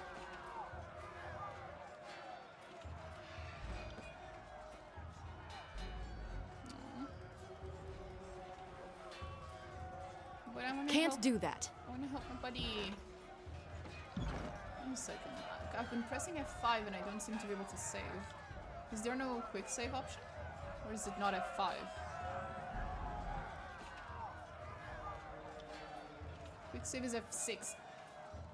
Bro, I hate you. I hate you. Random. Oh. Several skulls bleached by the sun and picked clean by carrion birds are spiked on a roughly hewn post. It is the only heraldry the Scarlet Chorus needs. Sorry, Jesus. I can't. What the fuck is going on here? Try and catch me, worm. Oh boy. A young Scarlet Fury. Scarlet Furies are the elite fighters of the Scarlet Chorus, distinguished by their graceful attacks and murderous persistence.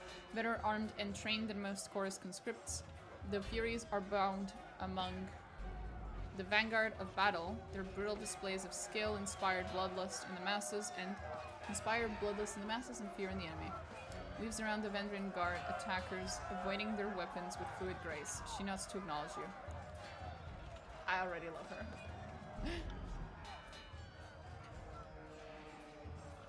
Vendrian Guard, okay. A breathless enemy soldier passes a glance to her countrymen. This one's crazy. Too much lead in her water. We should cut our losses and turn back. Ha! Fate finder. You're here at last. Care to join me in putting these cowards out of their misery? Save something for me.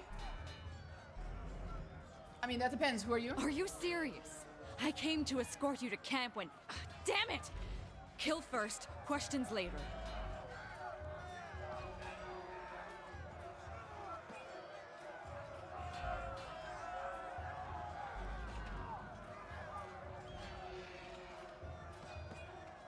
You look like you're handling yourself well enough. That I am. But I could use someone watching my back.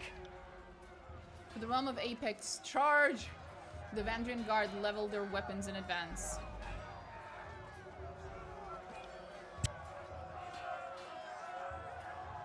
Hey, we have a friend!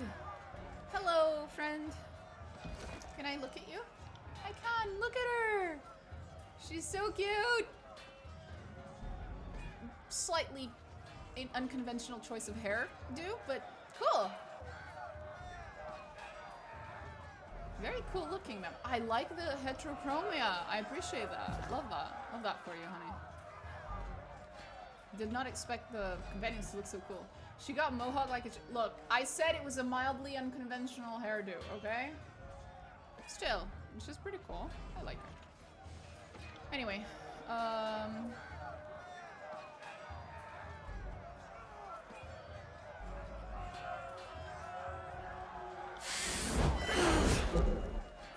Bleed out, you little shit! I was not expecting that for some reason. I just wasn't.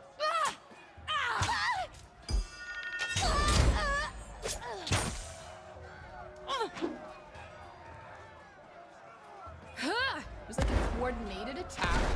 Ooh. So cool.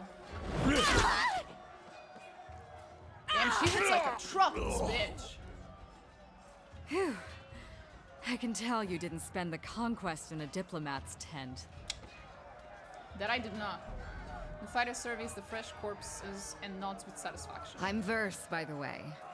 But there are more important things to take care of than introductions. Those Vendrian Guard we killed didn't come alone. She gestures to the skirmish unfolding in the pass below, shaking her head.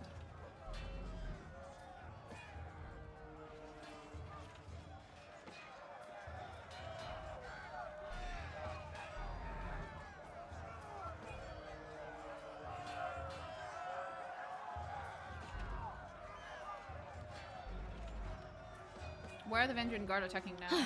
My guess. The Vendrian Guard are testing our strength in battle, learning how we perform before they organize a real offensive. That or they're really, really desperate to get beyond the mountains and couldn't wait until nightfall. Explain to me what you're doing here? The voices of Nerat told me to intercept you at Edgering Ruins before you busied yourself solving all of the camp's problems. Guess I was too late. You're due for a meeting with the Archons, but we should handle the small matter of this ambush first. You fight like a storm. What's your role in the army? A Scarlet Fury, one of the elite killers of our ignoble gang. You'll see more than a few of us around camp, but don't let that fool you. We're a rare breed. Most of the soldiers in the Scarlet Chorus are little more than farmers and children armed with rusted forks. Makes them easier to control. The voices of Nerat called his best fighters to this siege. There must be something important about Vendrian's well, though don't ask me what. The Archon isn't in the habit of spilling secrets. I'm ready if you are. Eager. I like that. Before we go, you might search among the remains of our fallen comrades. Wherever they're bound, I doubt they'll miss their boots, much less any rings or any useful iron they might be clutching. I see your point. Nice and practical. Oh my god. I like her already. She also thinks that looting absolutely everything that isn't nailed to the ground is a morally righteous thing to do. I appreciate this woman. We will see eye to eye from here on out, I believe. No reason to pity the fallen. Before long, we might wish we'd joined them here. But at least we'll enjoy heavy pockets and warm toes. Loot goblin alignment. Hell yeah. For the voices of Nerat! Yeah. Whatever you say, honey.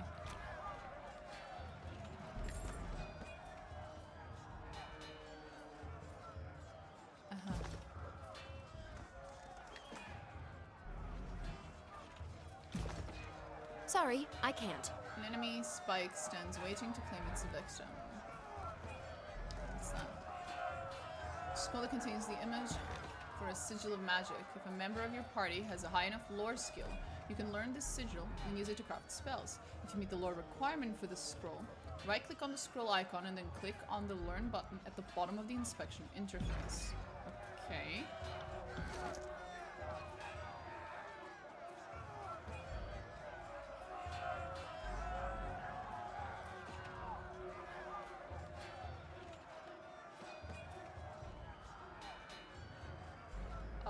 Where is it?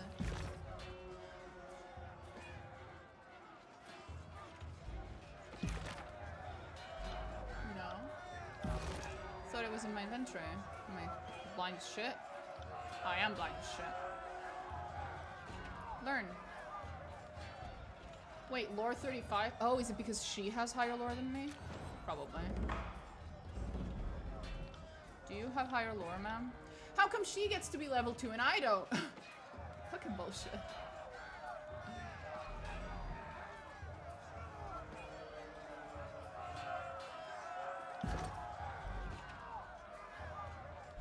No, her lore is lower. How's my lore 30? No, my lore's 38. Wait, what? When did that happen? I guess it's been leveling up while we've been moving around? So confused.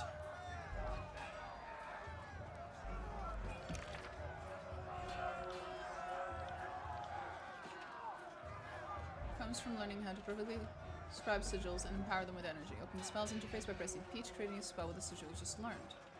I'm not seeing a new sigil here, buddy. Oh, I am.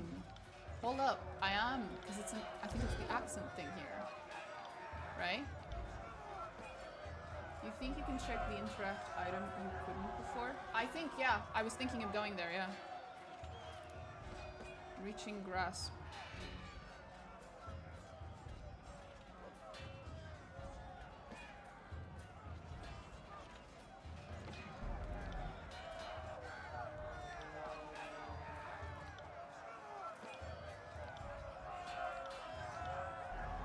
It gives it a higher range. That's what it does. Accent that increases the range of spells. Yeah. Gives it a higher range.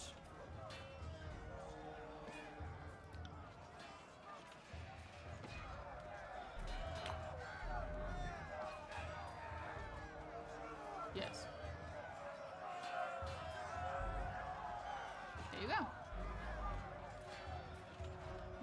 That's it.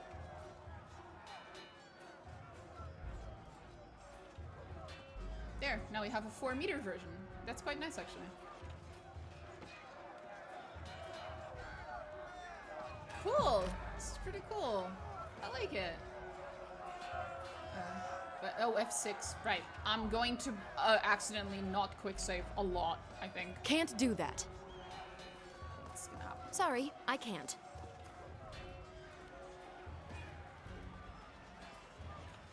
I hope there isn't like a rush, a hurry to go there. Can I alter the scroll speed? Yes. Yes. Thank you. Much better.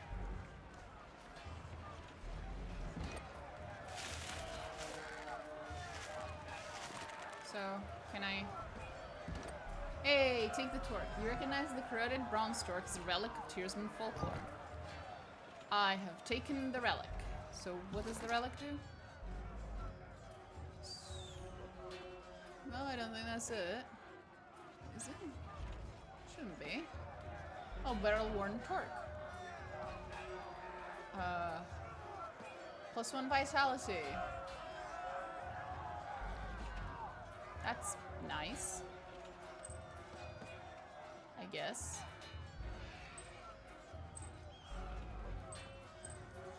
It gives me extra will, apparently.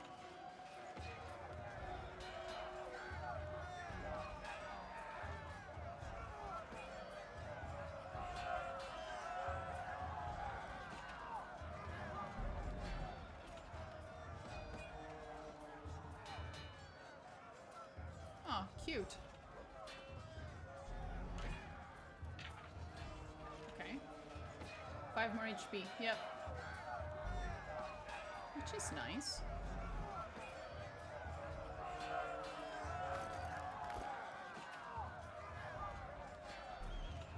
Hide helmet. I don't like helmets. I hate helmets. There you go, man. Have a thing.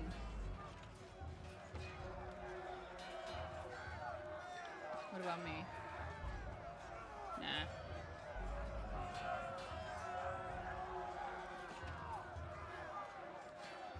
Potion of protection. Healing potions are probably worth keeping on me. Oh, she has some stuff on her. Range affliction for +4 might. Holy shit. Okay. Christ on a bike. Man. Christ on a fucking bike. Okay. Anyway, that was cool. Let's go back. Oh, Aurora's here. What's Aurora doing here? Hi, Aurora. What are you doing here?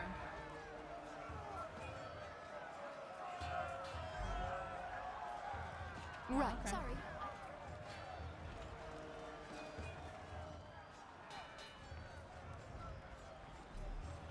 You should loot some of these bodies before moving on. Where they're going, I don't think they'll miss their gear. I love her. I love her Can't already. do that.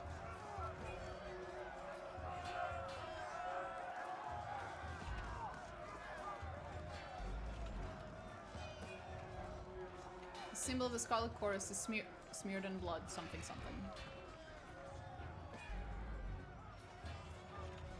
Your enemies. Eyes forward, no looking back. The Vendrian Guard warrior roars with his falts, enduring symbol of military life and tears, adapted from the agrarian scythes of Azure. His curved blade was in ages past, the weapon of peasants forced into battle. In the last century, the nobles of Apex took the liking to the weapon, and it has since become the weapon all serious Vendrian Guard warriors endeavor to master. Oh, okay. Cool. Held high, his words largely lost over the din of combat. Stand aside, or your funeral will be over the side of the bluff. Seeing you squarely in his path, the soldier points his weapon your way.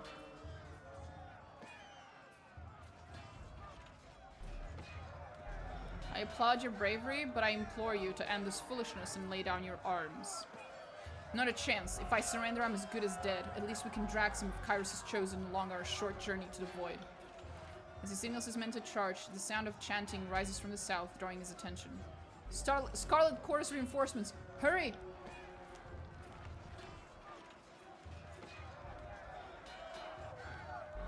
Oh boy. Run down the Oathbreakers, let none escape. From the red mob of reinforcements from the south, a blood chanter emerges at the head of the rabble, the ornamental crest of her staff pulsing with crimson tones. Signing sigils of magic and wordlessly moving her mouth, the blood chanter scribes a series of spells into the air. A red glow surrounds the Vendrian guard, warriors, as the chanter's magic worms its way into their minds, blinding them with rage. Hold position, all of you. You there! Keep the path. Keep to the path. The warrior gestures along the canyon trail, but his soldiers turn their attention to the Scarlet Chorus. Roaring challenges.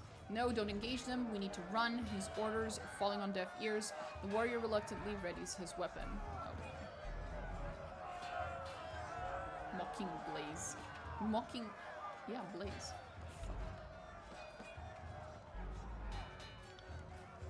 I tried to warn the fucker. I did.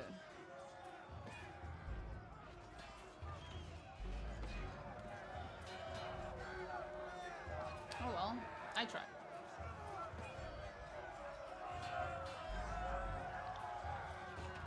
Too bad! Join your party versus capable warriors, kill them both melee and ranged. As your car companions, you will need to balance their strength against the strengths of your character to be successful in combat. While it is possible to venture alone, you will find the game more rewarding with a well-balanced party. 2 characters in your party, both are selected. Any command you issue now will affect both party members. To select a single party member, yep, I could figure that one out. Control your new companion directly, or you can enable their AI. Have them attack and use their abilities automatically. Once their AI is enabled, always select them. Okay.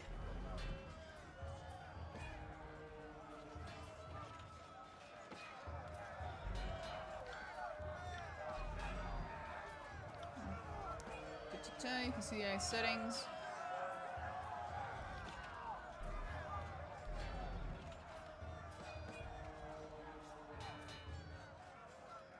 Okay, right. She's a warrior type of character.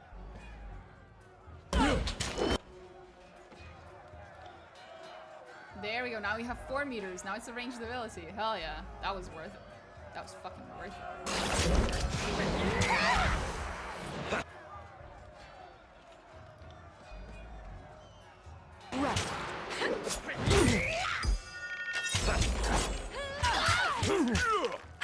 Are we ready for this?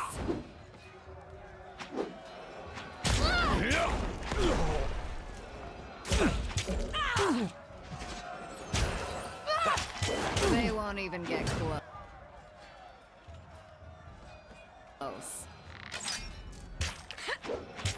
I'm not.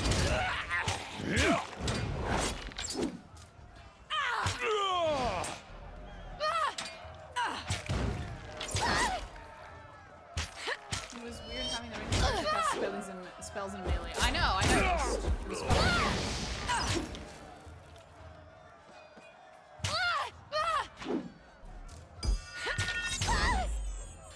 There we go. At least one of them survived, of our friends. Crescent Runner. Come quick, we have a situation on the cliffside. They have the commander. Okay. That's not good. That sounds bad. Sounds very bad. We'll talk when this is over. Okay. Sounds good. Right. Several skulls, bleached by the sun and picked clean by carrion birds, are spiked on a... your mom. On a roughly hewn post. It is the only heraldry... Weapons and armor are strewn haphazardly around the car. Every blade shows signs of rust, and every piece of armor is in need of repair. That's not great. Sorry, I can't. Sorry, I can't. Sorry. Sorry, I can't. I'm going to hate that, aren't I? No effort's been made to repair the gaping tears. Oh, okay. Every spear is honed in oil, ready for battle.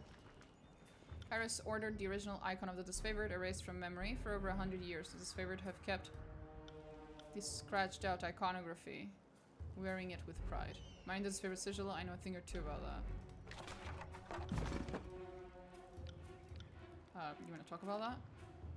Couldn't help but notice how you were eyeballing the disfavored symbol littered about camp. It's hardly a symbol, just a scroll.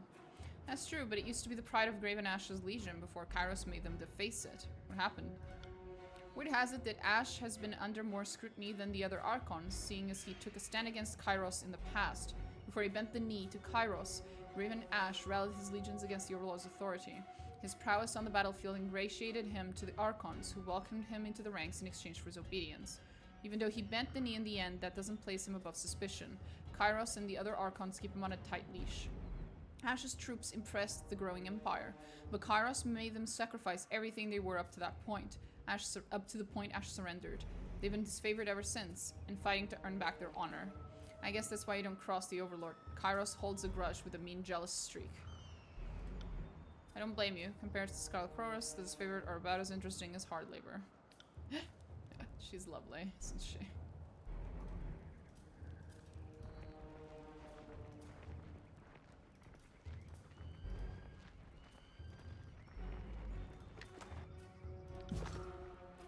Hello, small person who's cowering in fear. What's going on? I'll draw attention to you from who? There's no one here. Chillax, honey. We'll talk when this is over. Right, of course. Oh. Hello. Hellox Tyrell. Stow your weapons, or we find out how long a man screams before hitting the ravine down below. Oh, Jesus. Cornered between a precipitous drop and a band of angry soldiers, the Oathbreaker warrior holds a disfavored officer at knife point. Fuck. Skewer him, worry not for me. Graven Ash will protect. The disfavored officer winces, blood seeping from the seams of his bracers and cuirass. Oh god.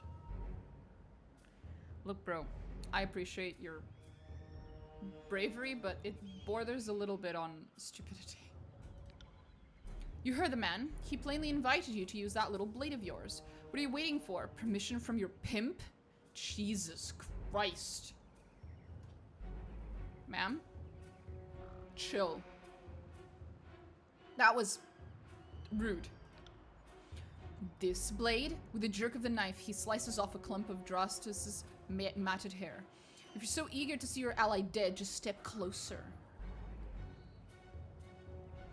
Release the prisoner and you might know the inside of a cell. And that's not a promise. Lower your weapon, then charge forward and wrestle the knife from him. Oh.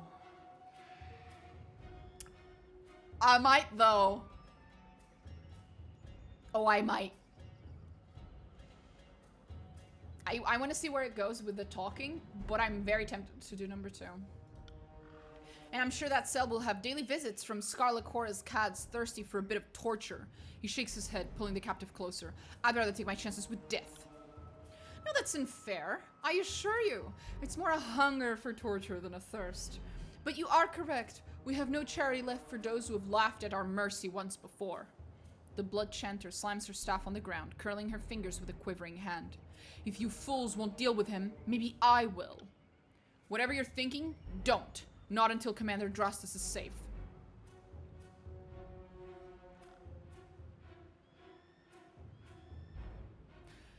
Let's fucking go! The Oathbreaker cracks a wide smile. You gained favor with... We gained favor? You gained 62 athletic skill. Hey, we get XP! I have never played a character with high athletic. This is new to me. All of my characters are like minus 5 trillion strength characters. This is new. The Oathbreaker cracks a wide smile as you lower your weapon. That's right. Now the rest of you, drop those weapons. With his attention on the other warriors, you dash forward. He reaches out with his dagger to slay Drastus, but your hand is already on his wrist. With a wrenching twist, you mangle his hand, dropping the dagger harmlessly to the ground. Damn, boy! I'm just that good, bro. I'm just that fucking good. The disfavored warriors rush forward from either side of you. Tyrell barely manages a strained gasp before being hacked and impaled upon their swords and spears. Holy shit. Damn. Rip, bro. Shouldn't have fucked with me.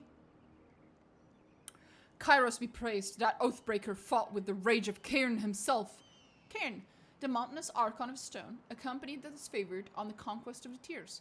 His temper and proclivity towards destructive solutions often branded him a liability to the otherwise orderly takeover, but his powers were not easily dismissed during the Azure campaign. Cairn went on a rampage, declaring himself independent of Kairos, and the conquest an unlawful sham. Kairos drafted the Edict of Stone to put an end to the rebellious Archon, and his petrified corpse rests in the ruins of Azure to this day. Whoa. Okay. Drossus slides a trembling hand along the cut on his neck. Thank you, Fatebinder. I thought today was my last. 'Tis not. Your daddy protects. Isn't that what you guys always say? From the look of it, guess they thought From the look of it, guess they thought if they swarmed the pass, maybe one might make it out. We found a few scraps of parchment on the bodies. Drastus holds a handful of crumpled parchment for your inspection. Literacy is rare in the Northern Empire, where the disfavored are born and trained. Time spent reading and writing is, after all, time not spent sparring and readying one's body and mind for battle. A student of letters such as yourself should be able to make sense of this. I might.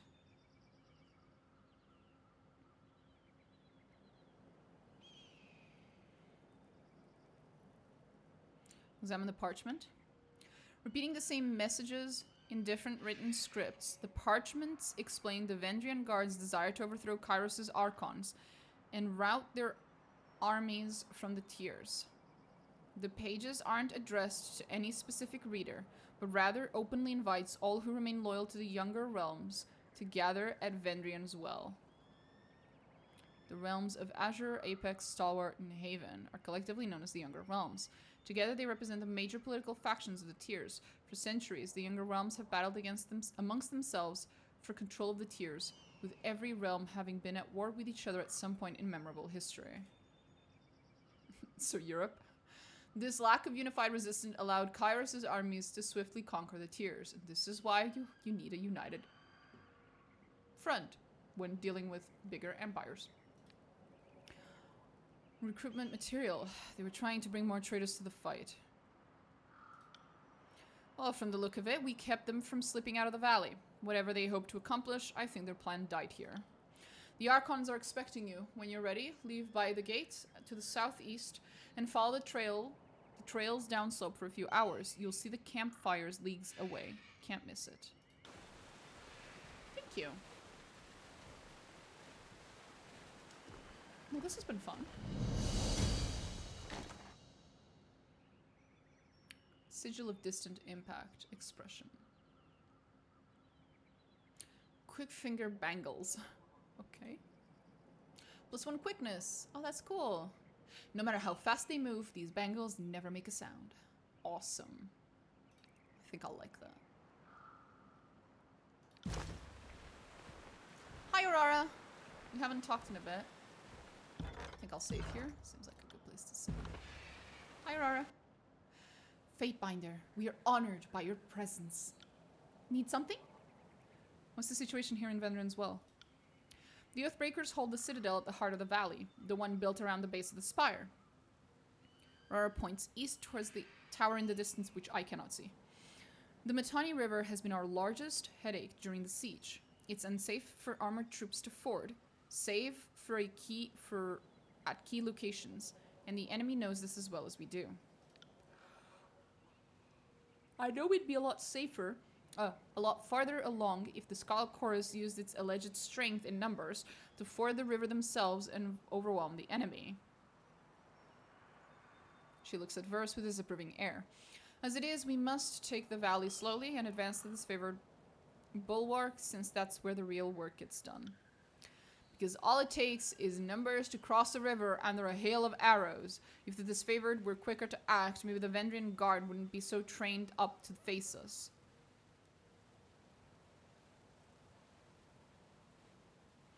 If either of you was correct, the campaign would be over and I wouldn't be here.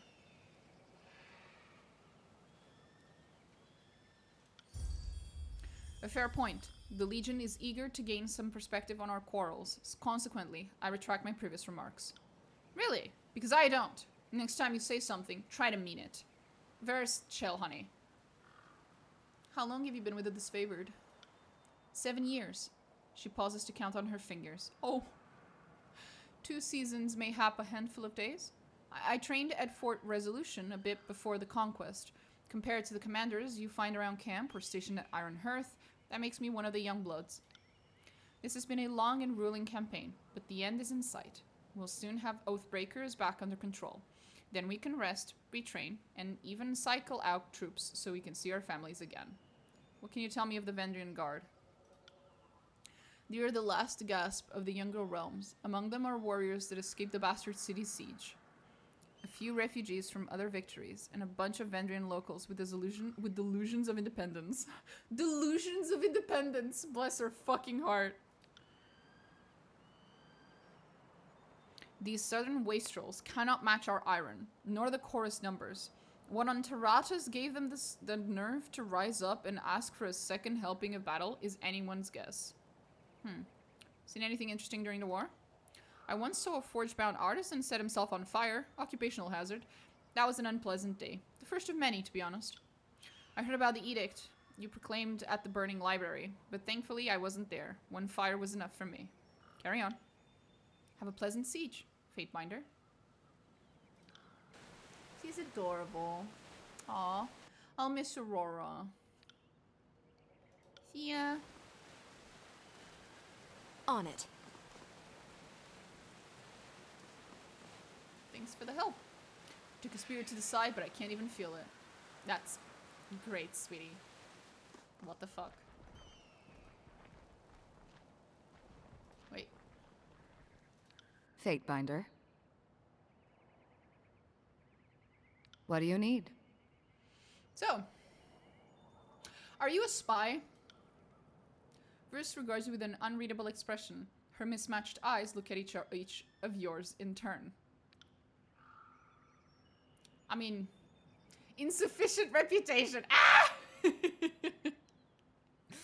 Bitch! I mean, does it even matter? You have to decide for yourself whether or not I'm worth trusting. If it's keeping me along worth the risk that I'll spill the occasional word about what you ate for breakfast. The Voices of Nerat is the Archon of secrets, not the Archon of honesty or fair dealings. If you don't assume that everyone already reports to him, you're not being careful enough. Tell me something about yourself. If you insist. I'm a Scarlet Fury. That should raise some flags for you. It means that I'm good at killing, and more importantly, that I enjoy it. Sweetheart, if that raised any colored flags for me whatsoever, I would not have romanced Marajai. What I won't enjoy are the pleasures of funerary rites packed with weeping mourners. Oh. Someday I'll fall in battle, and then they'll roll me into a mass grave or heap me atop a shit-stained wagon. One more anonymous, knife-riddled piece of meat. Lovely. Until then, I plan to take whatever I can from life and have a little fun along the way. That is not helping my dude. Drakari love detective. Well, yes. Thought that was obvious. Okay. Tell me about your life before the chorus. Life? What life? As far as I'm concerned, I didn't exist before the chorus. There was some girl in a farm wearing my face and talking with my voice. She wasn't me. Sometimes she would sneak out at night, take a scythe, and have fun with some livestock. Our shared interests began and ended there. When the Scarlet Chorus swept through my village on their long trek from the Bastard City, that was when I finally woke up. I buried my old life, took red vengeance on anyone who'd wronged me, and found the freedom I could only dream was out there. Oh god. Yes, it is. I saw the post on Instagram. There we go. What of your parents? My mother ran a successful farm, and I worked it for a number of years before I found the chorus. She was a hard, bitter woman, acted like the world owed her something. She never talked about my father, though I figured out a thing or two about him later on. He was a merchant from the Northern Empire who took a liking to her, and she him. He stayed around long enough to get what he wanted. But never mind him. My mother never had what you would call taste, so he couldn't have been terribly influential to me if he did stick around. Do you ever wish you could do things over and end up somewhere other than Kairos' army? That's as naive a question as I've ever heard. Kairos is everywhere. If you aren't in the Overlord's army, you're being trampled by it. Of course, I could have labored on the family farm into my maturing years, married some dolt and littered him a nursery of squealing piglets. Having my body torn to pieces by smaller versions of me sounds like fun. Then one day, when I decided enough was enough, I'd slit my husband's throat over breakfast and run off to join the chorus anyway. My way saved a lot of time. Fair. You're a killer. Better stick with the chorus. At least you understand. The chorus praises and rewards the thing inside me that I would have suppressed in civilized company. Life is too short to repress every desire, right? Especially if I have anything to say about it. Jesus Christ, she is getting full Drukhari, isn't she? How did you get conscripted? How did I think you have the wrong idea about me. The chorus didn't take me as a sobbing maid. I strode into their camp and enlisted. Someone tossed me a dented blade, I lived through initiation, spent a week butchering my neighbors, and moved on with my new kin. I didn't waste time with goodbyes. My mother had long since died, and the rest of my family were louses. The girl I used to be, even she knew what she was worth, that she was worth more than all of them combined. Christ on a bike. What is the significance of your feathers? Oh, I don't tell that story to just anyone. You'll have to butter me up before I get into the really intimate details. Okay, honey. Enough questions. Okay. Tell me about your time with the Scarlet Chorus. The Scarlet Chorus is mostly for madmen and peasants with rusty daggers, but it's also a little niche of freedom that I never had. Once I survived training and met my Scarlet Fury sisters, I saw a different side of the howling mob. Okay. Tell me about your training. For new recruits shoved to the front lines, training means surviving the first battle. Fair. Anything beyond that is for the fighters who show potential, whether as blade dancers or arcane madmen. The two genders. Oh, it's beautiful. There's nothing in the world like getting put through the paces as a Scarlet Fury. Every day is a test of your commitment and passion. Failure means death. The first few weeks were the hardest, but also the most rewarding. I earned my name, picked up some quality weapons, and met my sisters. Tell me about the Scarlet Furies. The elite fighters of the Scarlet Chorus. Your typical Horde recruit fights with a rusty spoon and a chip on his shoulder, but the Scarlet Furies are, well, different. I got that much. We focus our madness. We coordinate, we kill, we dance. It's like art. Imagine a sculpture that twisted in weird, beautiful angles, and then gutted you too fast for you to realize what was happening. I can imagine. Sounds wonderful, sweetheart. You don't... whatever makes you happy, sweetie. It is, as I remind myself all the time. The most important day of my life was when the voices of Nerat recognized my potential and sent me to Scarlet Fury training. Of course. You earned your name? If you think a simple farmer from the Tears would name her child Verse, I suggest you visit my old village. Most of them were walking around with surnames like Barrel or Fish. Not the most creative bunch. A fun weekend? Oh yeah, it must have been a fun weekend for her, yeah. The chorus takes your name away. Whoever you were before, you aren't that person anymore. Then you earn back a name through great deeds, usually murderous ones. That's why you see choirmen walking around with names like Stink Mouse or Face First. There's probably a good reason for it. The voices of Nerat gave me this name. When the Scarlet Chorus runs howling into battle, he doesn't hear war, he hears a symphony. And when I fight with blade or bow, he told me that my music stands out louder than anyone else and contains too many parts to be easily defined. When you least suspect it, the Archon of Citrix can be downright charming. Aww. So it's just a normal army lol, pretty much. I'm not gonna ask her what her real name is. That's obviously not something she wants to tell me about. Tell me about your weapon skills. When I was just a kid, it didn't take me long to realize I was a natural. I could pick up a rusty kitchen knife and skew a rat from across the room. Christ on a bike. Uh-huh. The chorus gave me opportunities to further educate myself. My sisters were always a bit surprised by how quickly I took to different fighting styles. She frowns for a moment and then shakes off whatever she wanted to say. Back to my questions. What do you need to know? Before, you hesitated when you brought up your fighting styles. Why? Noticed that, did you? It's a matter that I'm not used to discussing, mostly because I don't know how. I mentioned before that I'm good at picking up different weapons and fighting techniques. The truth is, I'm better than good. I could flay a man so cleanly that I'd leave a single strip of skin behind. He wouldn't even need to be tied down. That was one of the first things I discovered about myself after joining the chorus. The voices of Narat recognized it in me as well, which is why he singled me out for Scarlet Fury training.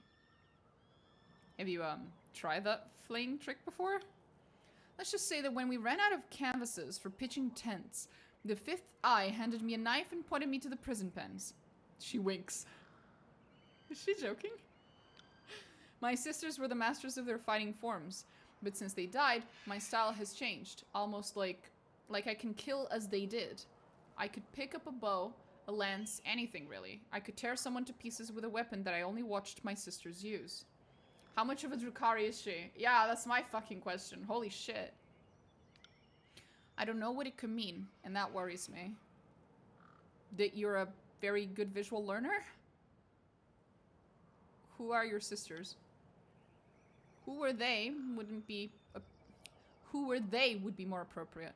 3 Whispers, Red Geyser, and Seeking Sheath. Best fighters I ever met. There wasn't a foe we couldn't take down together. Our fighting styles complemented perfectly, so we divided up the killing work, like bards sharing a song. At least we used to. She presents a solemn salute. Tell me about 3 Whispers.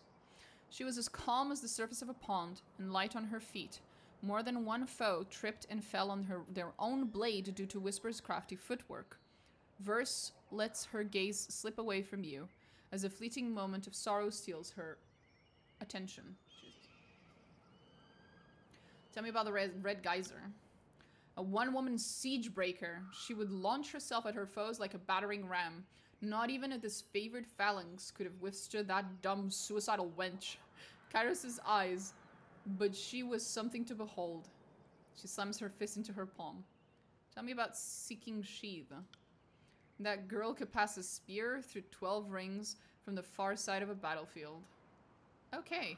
Kairos help any foes who approached her marching single file. She made a game of spitting as many soldiers as possible on the same javelin. Jesus, what happened to them? We were scouting around Vendrian's well during the siege, back when we only suspected the guard of organizing in secret. My sisters and I came upon a group of them. Or Kairos knows, maybe they found us. No one said anything. We drew iron and bronze. That was when everything went wrong. I was supposed to take point and occupy the guard with a dance of blade work, something disorienting, while my sisters picked their marks. I hesitated. I lost my nerve. Instead of rushing the Oathbreakers, I froze with my weapon drawn. My sisters fought on without me, but they were off balance, like whatever I had was catching. They died. I lived. My sisters were relying on me to lead the dance, and I failed them.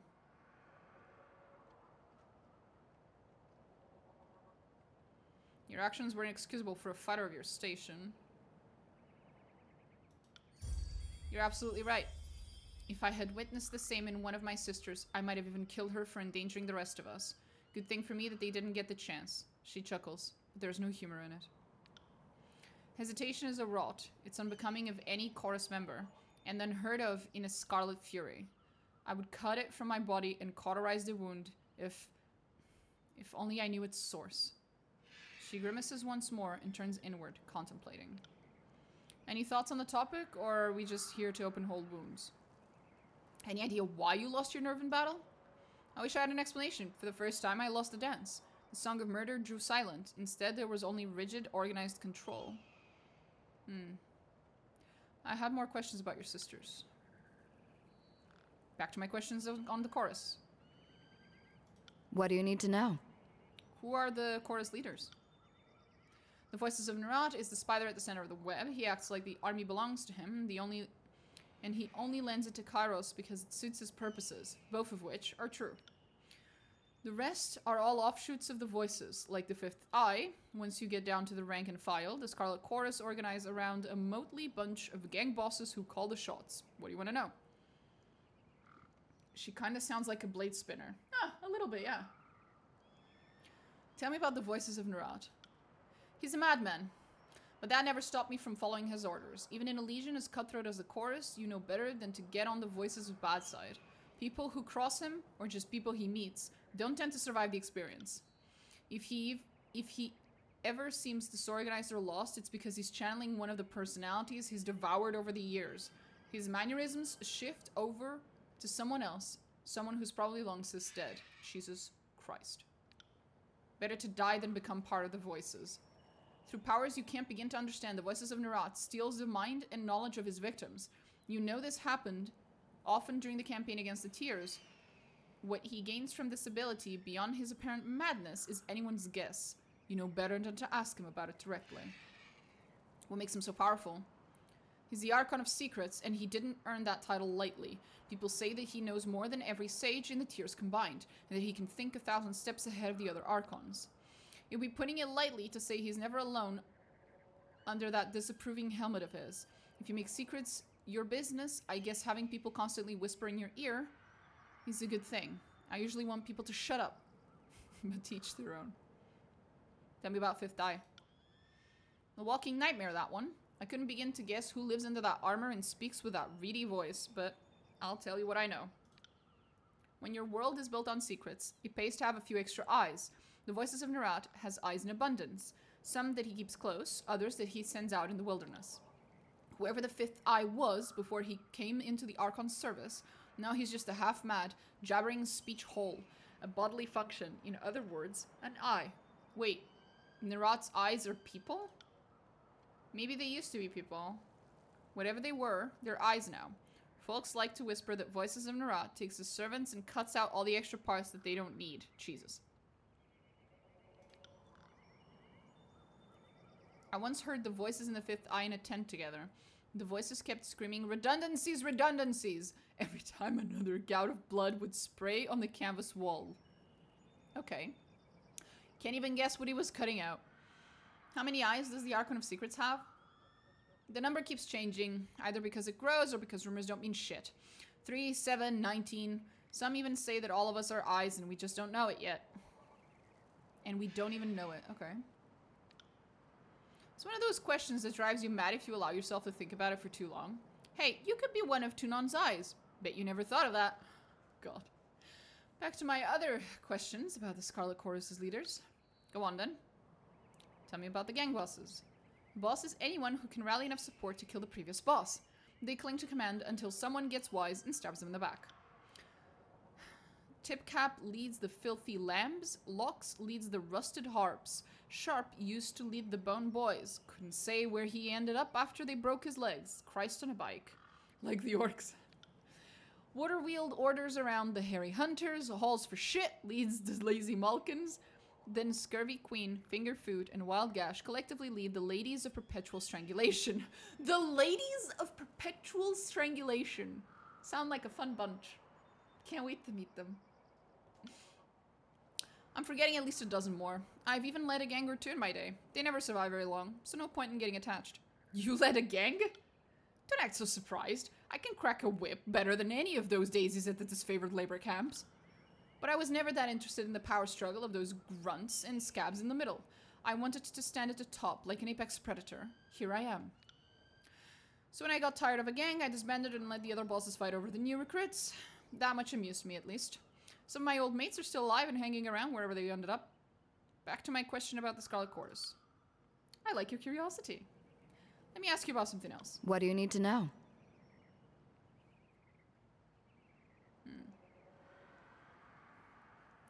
So anyway, let's ask again. Are you a spy? Damn it, still insufficient. Okay.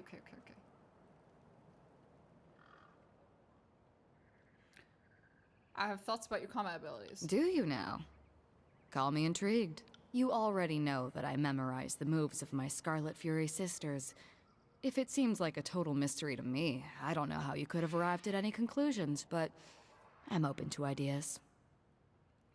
Did you take their fighting moves, or the memory of their fighting moves? Remind you of anyone?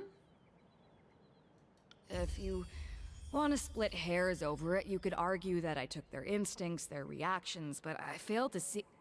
Wait. Are you trying to compare me to the voices of Nerat? Yes.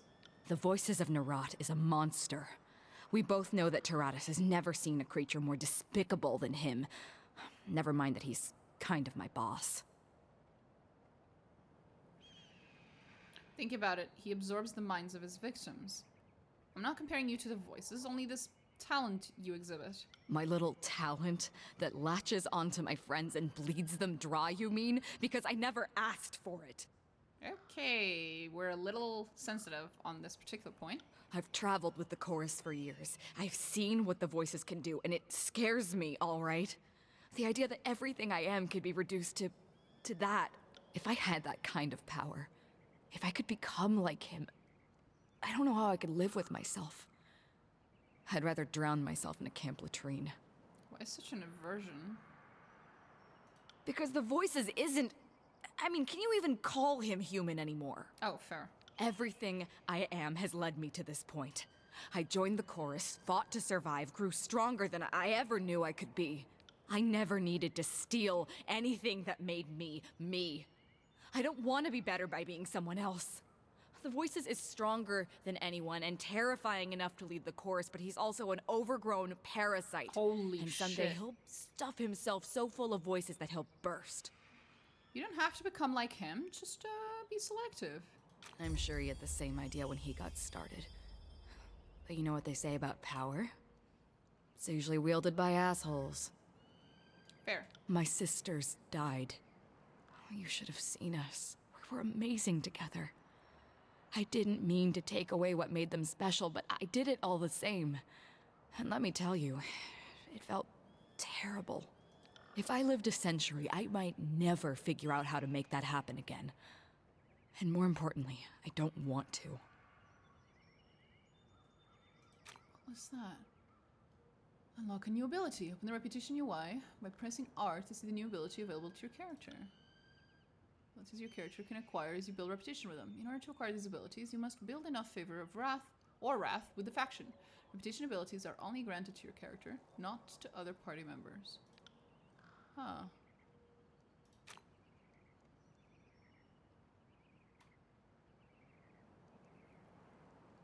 Oh.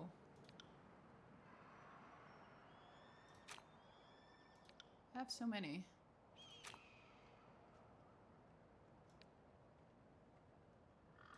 Right. Right.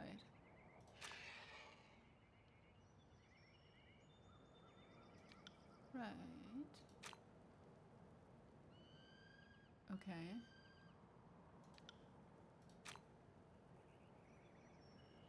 After every action they take. Okay. Jesus Christ.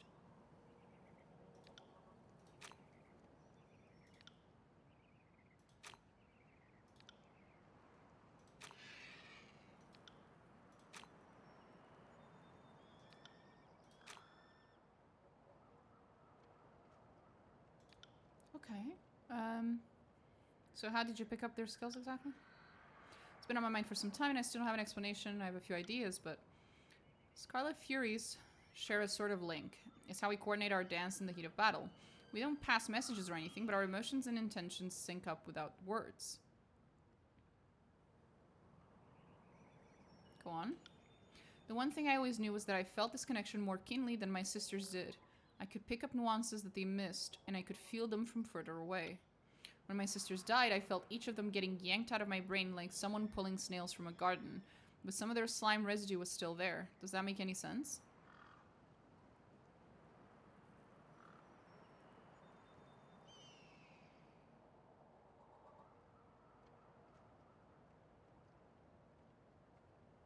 You know, they live on through you, right?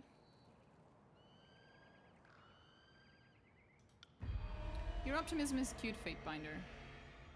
If singularly useless, it won't bring my sisters back, and it doesn't fix this thing in my head that I don't understand. No matter how you paint it, some part of my sisters broke off in me when they died, and now I'm left to deal with it. Just another day in the tears, right? What are your thoughts on the disfavored? A warren of self-entitled children so wound up in delusions of honor they're likely to hang themselves by their own high standards. I wish they had stayed in the Northern Empire where they belonged. Then we could get some real work done in the tiers. What do you think of Graven Ash? I've seen enough of that high-minded braggart to know that he's all duty. Nothing but a charismatic, broad-shouldered scarecrow. He calls himself the Archon of War, though by the way he stalls his forces, waiting for a better strategy to present itself, you would think he's afraid of battle. You would think that someone more deserving would take Ash's mantle from him, but the disfavored have this cult of personality built around their great general in their eyes. He can do no wrong. What about his connection to his troop? Graven Ash protects. His soldiers keep harping on those words like they mean something. I don't deny that the disfavored can take a few extra lumps on the battlefield, but that only speaks to their thick-headedness. If anything, it's only true because his soldiers place that much trust in him. In it. I've seen the power of suggestion do stranger things to people.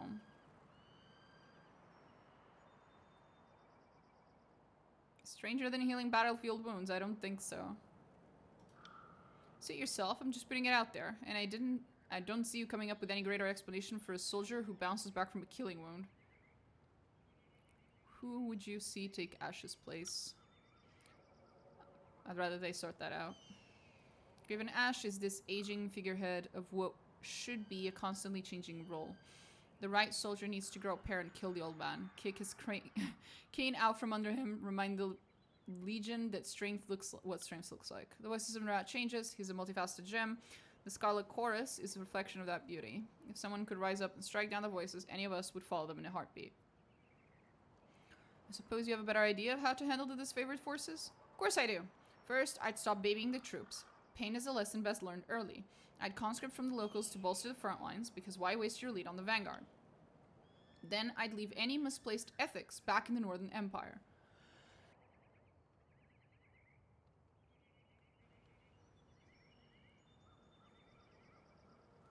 You'd take away everything that makes them strong. It's a damn fine alternative from where I'm standing. If all that strength couldn't end the siege, what good is it to anyone? Would that be so wrong? The chorus is accountable for itself in ways that the disfavored aren't. Our weak die, the strong fight to keep their rank. The disfavored promote their waning bloodline and discipline any soldiers with the audacity to show their teeth. Though they'd never admit it, the disfavored need the chorus to show them the way. Do you think the disfavored have a chance to succeed in the tiers? Speaking as one of the exceptions, most of the tiersmen are pushovers. The people of Stalwart seem capable enough, though I have my doubts. You might call them the disfavored's best challenge. Even if they succeeded, it might be too late to redeem themselves. The chorus have already impacted the conquest more than the disfavored have, or likely ever will. What are your thoughts on the battle strategies? They really got something with the phalanx maneuver. A formation built on holding still, moving forward slowly, and hoping that no one slips in the mud. At best, the disfavored are tired of using the same tactic over and over again. At worst, the enemy knows what to expect out of them. Scarlet Furies are dancers. We hear the music of battle and organize ourselves into works of killing art. Every fight is as hot and passionate as the last, with no room for stale routine. Okay.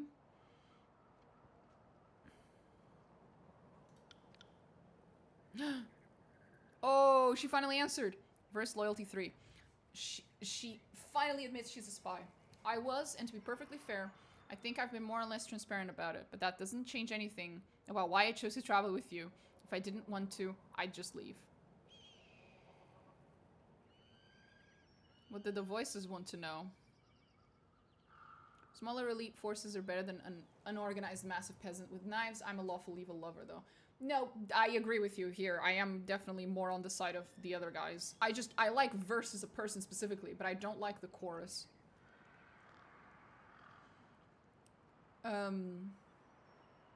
What did the voices want to know? He never told me. He just said to keep an eye on you, but there was an implication that I'd have an opportunity to report in, as if I would have.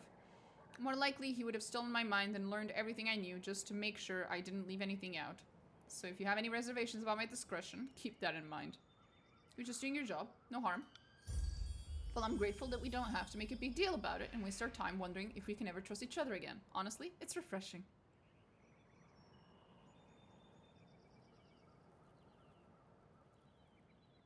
Like a chained dog to be unleashed on a battlefield, sometimes it helps. Yeah, there you go. What do you think of those who defy Kairos' authority? The Tearsmen can either fight or submit to Kairos' peace, and only one of those options captures my interest. I suppose I appreciate when they go down fighting. If they did otherwise, I would need to find another excuse to flay them. They need to understand whether we unify the Tears under a shared banner or at the bottom of a mass grave makes little difference to you, me, or Kairos. That's an interesting view of the Conquest. It's a pragmatic one. Anyways, the Scarlet Chorus caught on to the idea at the beginning of the campaign. If no one objects that we're here to carve a bloody path for gain and amusement, then by all accounts, that is our purpose. Besides, unification is such a vague concept that Kairos allows the disfavored and the Chorus to interpret it as they will. The Overlord is concerned with results. I'm happy to focus on the details, especially if that means cutting off a farmer's legs while his family watches their land burn. Jesus Christ verse. No shame in taking pleasure in your work. We should all strive to really, really love our jobs. And clearly, verse embodies that. You're doing a great job, honey. Who needs just work-life balance when your work is your life and you love it? Go on flaying, sister. No, there isn't. Fatebinder, I suspected that we're going to make something great together. A line of bodies stretching as far as the old walls. Kind of great together, I guess. It's going to be beautiful. I'm sure it will, sweetie. She looks at you with renewed interest. Okay. Chill. Did you fight at any notable battles? I spent some time in Azure towards the end of the war. Beastmen ripped my unit apart. We thought they might be working under Kain's orders, but we never found out for sure. You definitely are having way more fun here than Outer World. Oh, no, absolutely. Can you tell? Anyway. Let's change the subject. By all means, let's. We learned a thing or two about fighting in the Scarlet Chorus. Care to duel? Let's fucking duel! Okay, wait. We should save before we do that. That sounds like a stupid fucking idea. Okay, we've quick saved. Now let's do something stupid. At your service, Fatebinder. What do you need? You learned a thing or two. Want to duel? That would be an understatement, and I thought you'd never ask. Hey! Since you're obviously at a huge disadvantage, I'll let you pick our weapon of choice. Funny. On second thought, let's fight another time. I want to survive this day. Fuck surviving. I have no sense of self-preservation. I romanced a Drukari. That is all. How about bows? Let's play target practice. If you want to risk becoming a pincushion, it's your funeral. But you're right about one thing. This will be fun. Let's fucking go. You take turns. Oh, Dominic gained 5 bow skill ranks.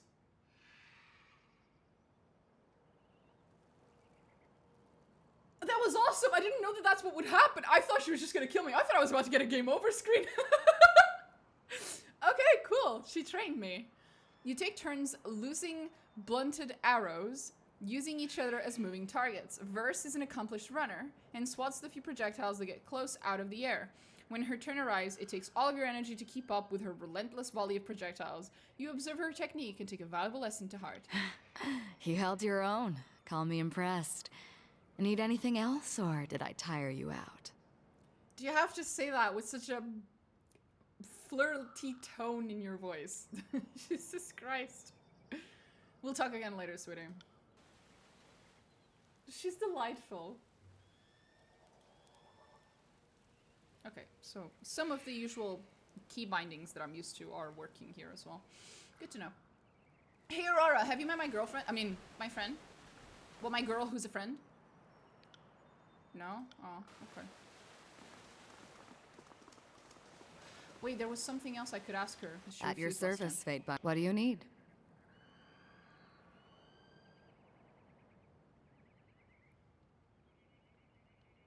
If you insist. Until then, I plan to take whatever I can from life. What is the significance of your feathers? We're getting awfully chummy, so I guess you deserve a story. My mother kept a messenger bird, Witherbeak. He was an angry old bastard, spoiled from living the high life, squawked in my window every single night, pecked my fingers while I fed him only the fattest, juiciest mice. When I left the farm to join the Scarlet Chorus, I wrung that ungrateful little fucker like a dish rag, plucked his feathers, and gave his carcass to the mice. It felt like justice. She slides a crimson feather from her hair and spins it in her fingers. Holy shit, ma'am. I also like how the feathers catch the breeze. Helps me keep my balance, especially when I'm moving fast. She slips the feather among the feather among the others and smooths it back.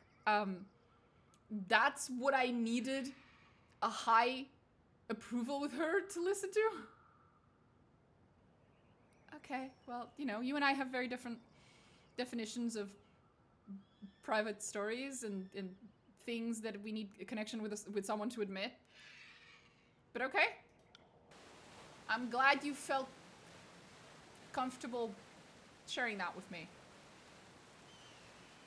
I have questions. I'm not sure I want answers. Okay. I got it. What was that? What was that? That thing has numbers on it. Sorry. Portal references. You learn something every day. Indeed you do. Oh, did I level up? I level up! What's that? Ooh! Potion of invisibility. Fuck yeah. That sounds awesome.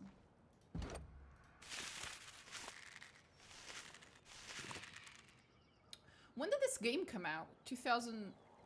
What? Was it? So I need to check something.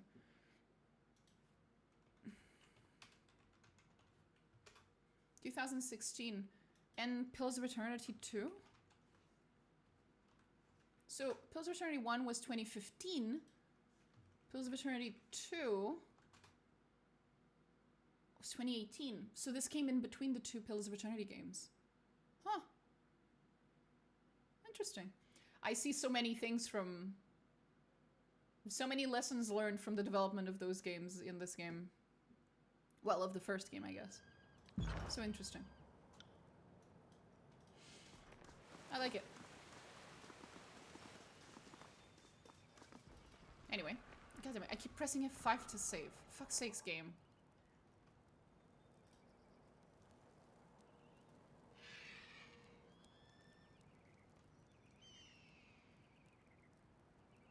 Oh, these fuckers are just yelling at each other, is that it? They are. Awesome. Can I ignore them, or is walking close gonna... The Archon demands all prisoners be given a chance to serve the chorus. These lying horse spawn had their chance long ago. I say kill him.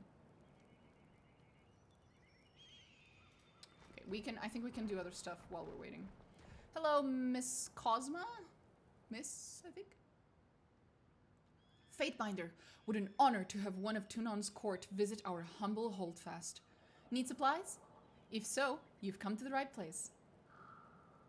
She slams her palm down on the top of the crate. This reminds me of that meme that's like, the salesman slaps the top of the car. This bad boy can fit so many... Insert the meme thing. The meme, exactly, yeah. Oh, man. So what will it be today? She spreads out a welcoming arm over her wares. Okay, someone needs to remind me. I have to actually go grab that meme, replace the character in that meme with her face, and then recreate this. I need to make that meme. I'll post it on fucking Blue Sky or something. I need to make the meme. I have to do it. I feel compelled. How's trade? Well, this is a service posting. No profit up here in the pass. That's Harchin Bronze's orders. But when we march out of the valley, I'm back on my own schedule. And here's to hoping this year's a good one. The Overlord forbids the extortion of the pathways. Good thing too, because in years past, I'd lose most of my profit to tolls. Couldn't turn a copper if I tried to haul long distance. I trust you've been granted proper stewardship of the goods you're peddling? Well, you see, Fatebinder, I think so. I've been handed these bits of scripts. She reaches across a stack of provisions to snatch a scroll case. But I'm not a woman of letters. Numbers are my strength, as you can well imagine. Well, let me see those. Certainly, good Fatebinder.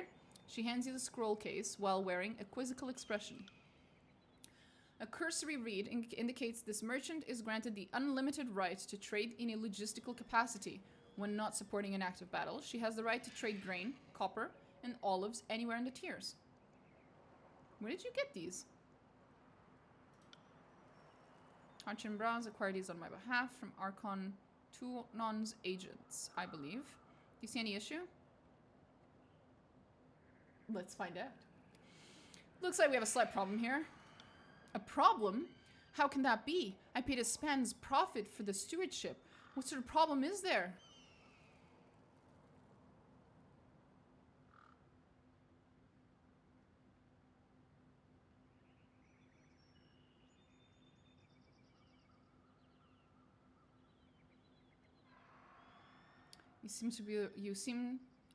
You have the right to trade as part of active war efforts. Currently, it would seem our armies are unable or unwilling to fight. You see the problem? Oh, I see the problem. Let's skip some steps in this dance, shall we? And then she tries to give me money, is that it? Her eyes narrow and her hand slides towards the string of coppers along her waist. She holds up a hand with a string of copper rings dangling from her fingers. A donation to the court. Call it a proper fine. Call it tribute to our protection. Just call off your game if you say yes.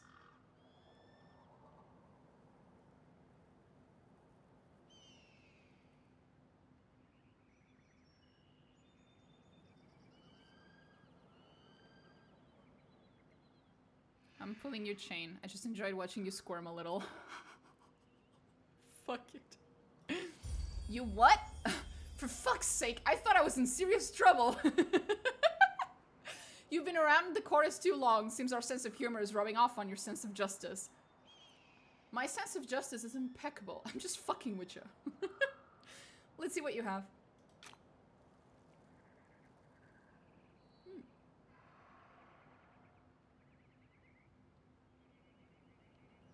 I am trying to be lawful evil here. So, lawful. Bronze rings? Copper rings. Ah, that's how this works. Camping supplies! I recognize those. Fairly common. Okay.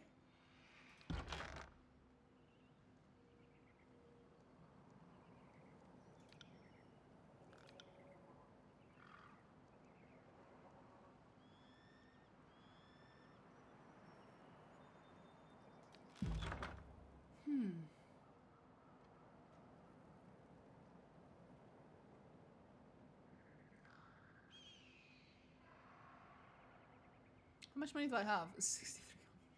You're kidding me? You're telling me the Archon of whatever the fuck? Oh, not even that. The Archon of whatever the fuck. I was sent here by Kairos with his edict, and he couldn't give me like a couple of some money, some fucking money. I fucking hate camping supplies. I was so happy when they removed them in Pathfinder Wrath of the Righteous. I guess I always play in a difficulty of the game where camping supplies are just so easy to find that it doesn't bother me.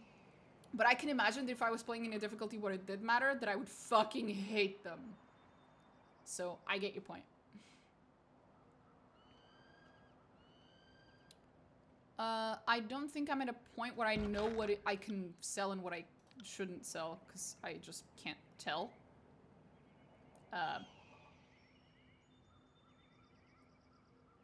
Quality common. I guess if it says common, it's probably doesn't matter.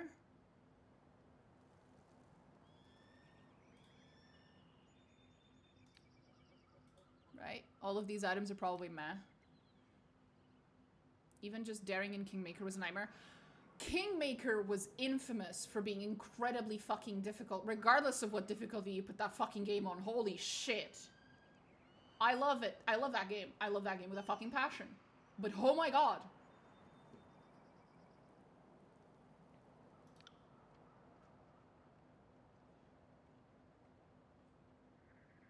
You know what? I will sell these heretics, I mean, Oathbreakers shit. I think it makes sense for me to just sell their shit.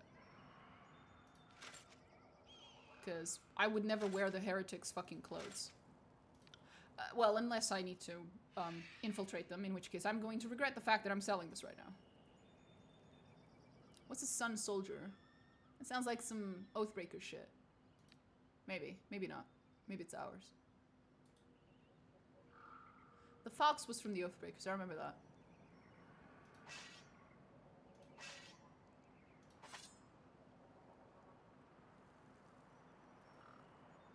Yeah, this doesn't seem very good anyway. Might as well just sell it, I think. Yeah.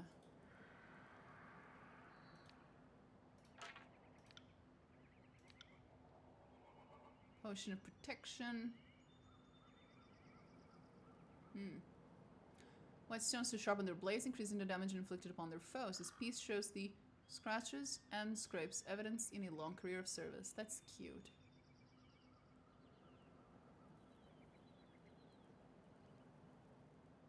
Plus 1 wit. Huh.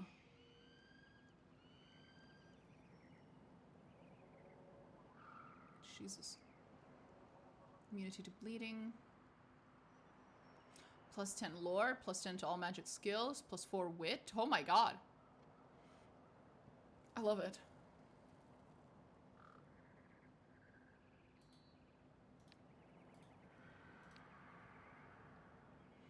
Distant impact. No, I need that. I don't know what that is. Spire. Other.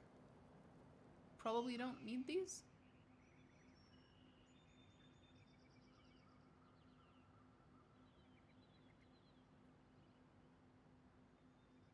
Huh.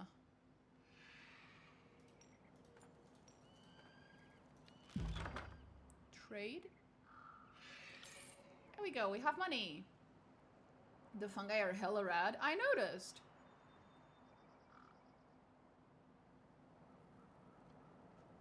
Phalanx. That's the one I had.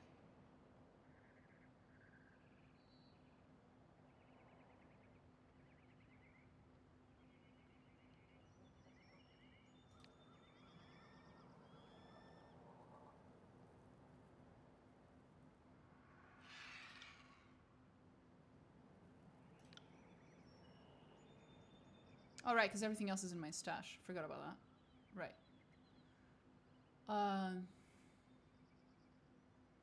Let's do Staff of Atrophy. So we already have short bow. I think that's the same I have, right? Short bow, yeah.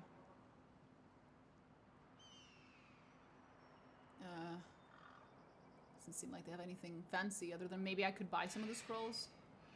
You didn't equip the thing. I know. It's in the stash. I was thinking about that as well. Maybe I should buy some camping supplies. I don't think I have any. I'll just buy one for now. In case we end up needing it. I'm sure the game will give one to me, but whatever. We'll buy these though, I think. Fuck it. What is she using? Red Rivers and okay, they're uniquely named, so I shouldn't fuck with that for a while. Probably gonna be better than what we have anyway for a while. For a tad bit. Okay. Think we're good here. We still made money, even though we lost a bit. So let's go equip that thing. There.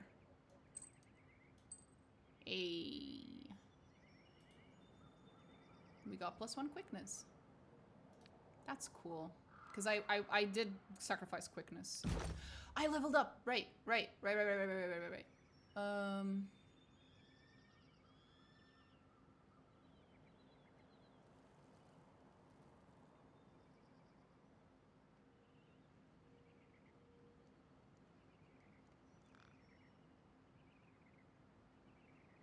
I like that they made the money rings so a soldier can carry them easily in battle. Yeah, it's pretty cool. And accurate to certain cultures in different points in history.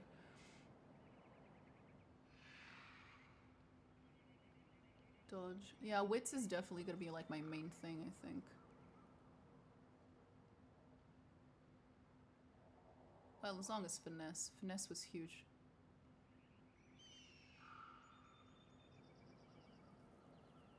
The only thing it doesn't give me was lore and subterfuge, which I'm a fan of. We'll point 1 point there. We will.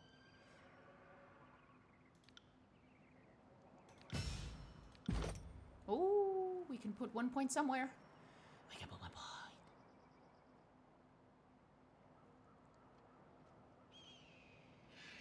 Bonus to lore skill. Oh! As the spell breached. Affliction. What do I have here? Leadership. What's that?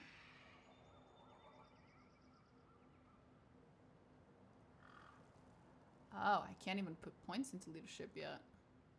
Defense. Who cares about that?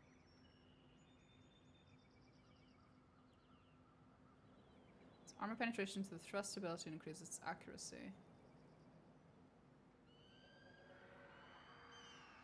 Yeah, I don't need that.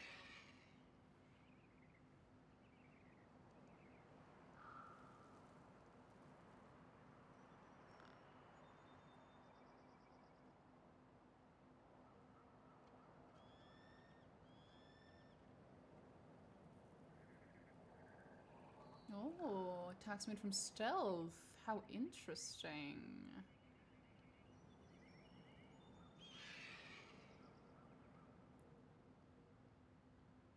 Unencumbered. While wearing only light armor, gain a bonus to dodge and parry. To dodge, that's interesting. This effect is lost if heavy armor is worn.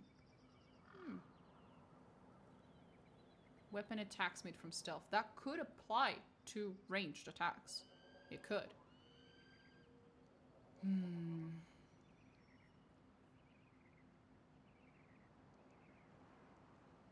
Poison is cool, though.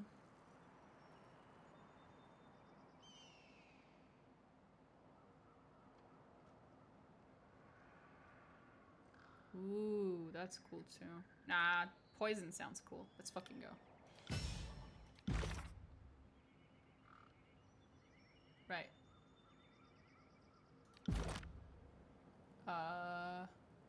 Right. Death from above. Cool.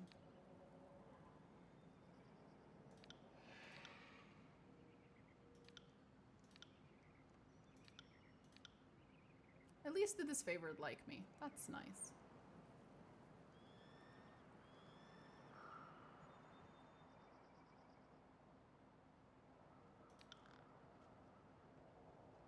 The Scarlet Chorus were pleased by your fiery attitude. You're welcome. Right, I think we had bought some sigils, so we should be able to learn them, right? Yeah.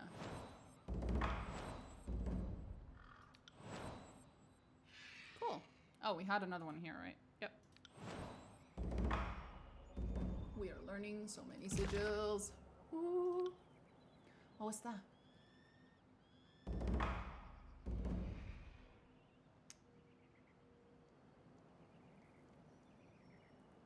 Nah. I do prefer atrophy. Just, you know. Oh, okay. I still only have one expression, it seems.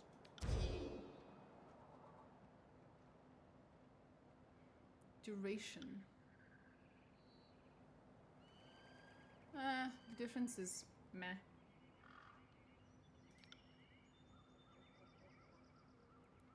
The meters thing is cool, but other than that, Oh, okay, well, that was interesting to check out.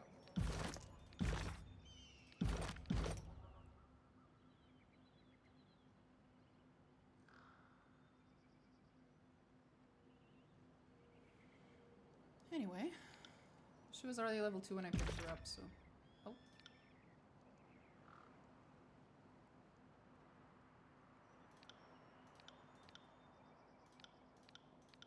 It doesn't let me pick that other expression. I guess that one just doesn't exist.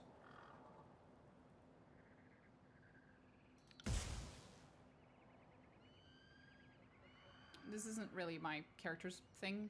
Her magic is mostly just for debuffs and stuff, not really for attacking. That's what her bow is for.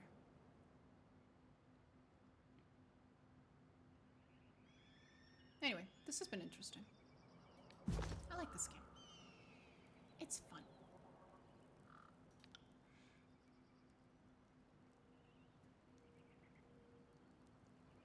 Oh, okay. So we've talked to the nice merchant lady. Let's talk to these goofballs. Fate Binder, a pleasure to have you join us. Okay. You never really know if one of Tunon's officers is battle ready until the fighting breaks out. You can clearly hold your own in a fight. Well, thank you, sir. That's so kind of you. A broad-shouldered, disfavored soldier snaps the salute. And thank Kairos for that. There's been too much talk of late and not enough action. The Archon of War is planning his next move. Would you have him hasten his plans for your impatience? The superior officer glowers through the gap in her helm. Never, ma'am. Graven Ash protects. She holds her salute with a tightly clenched fist. I'm just eager to see the Vendrian Guard buried under their own patched defenses. Need something? Why hasn't the siege been resolved? It's because the Scarlet Chorus scoffs at the Great General's plans, and they aren't carrying their weight. They should be using their great numbers to patrol and harass the enemy. If you ask me, I think they're intentionally going easy on the Oathbreakers. Even if they listen to us, are they even capable of following orders? The Scarlet Chorus doesn't have a chain of command. Just a rabble of gang bosses cutting each other's throats for advancement. Pissing on the disfavored is like a badge of honor. If you don't mind me saying so. Tell me about the disfavored. We are the proud elite of Kairos' military strength, selected from the finest northern stock and hammered against the anvil of war. Well, as a fellow noble. Agreed. If you want to put that in perspective, the disfavored are a sword, forged with care, then polished and sharpened to perfection. She clears her throat. The Scarlet Chorus are more of a rusty pitchfork dredged out of a swamp, effective in large numbers, but easily outclassed. Graven Ash protects indeed. Would have you survived? In my early days, I broke from my phalanx and ran at an enemy. Received a spear in my gut for my efforts. It took me better part of an afternoon for the Archon's protection to patch me up. Learned a valuable lesson too. When I was at Azure, I caught a hammer blow to the side of my head. All I remember is a ringing sound and feeling my skull shattered from jawline to ear to top. I woke up hours later. The medic says there's a piece of helmet lodged in my brain. My badge. My reminder. Am I reading too much into this? Or does the thing on their face kind of look like a skull? Kind of like, oh, I don't know how to put this, as if they were an undead army. Which would explain why they don't fucking die. Is it just me? Nah. Must be me. Must have been the wind. I love them already? Oh, I absolutely do. I adore them. They're adorable. I'm just getting certain vibes from them. That's not me criticizing them whatsoever. I'm a big fan of necromancy myself. We owe it to the great general. He gives us the strength to fight where others would flee and stand when others would fall. You are absolutely undead and he is your fucking lich, isn't he? I love them. What a pile of dung. They're right about one thing. The disfavored have taken too many blows to the head. Very funny verse. I feel like she's one to fucking talk. She scoffs and crosses her arms. You don't believe in Ash's protection? I believe in it all right, but I don't buy that he's doing anyone a favor. In war, death is a lesson. How is it a lesson? If you're dead, you can't learn. Well, unless you're undead. Survival is its own reward. If Ash protects his soldiers, the weakest of them occupy a space in the phalanx that could be put to better use. Ash gives his soldiers the chance to improve, which is more than the voices of Nerat allows.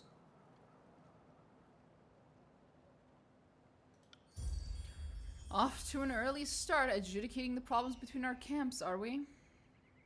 The Voices of Narat doesn't give us soldiers anything but a purpose. He barely even feeds us. We take everything we want, including our advancement. As you were.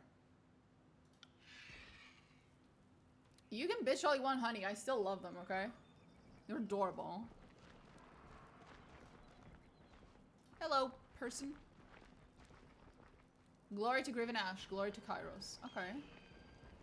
These Tearsmen don't know how good we have it under Kairos. Of course they don't. So what if the Voices of Narat is a madman? Just stay on his good side. Sure. I don't think my bowels can take another month of siege. What? Anyway.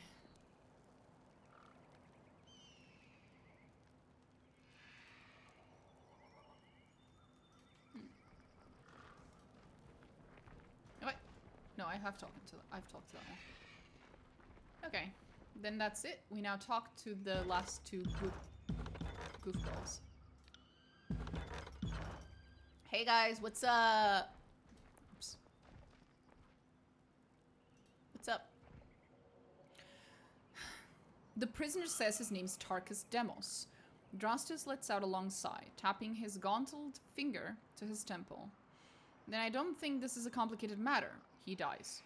Then I don't think this is a complicated matter. He dies. His family has been a driving force in the Vendrian Guard. Killing him should demoralize whatever's left of the Tarkus clan. All must be given a chance to find absolution and service to the Scarlet Chorus. The mage points a finger at the disfavored officer.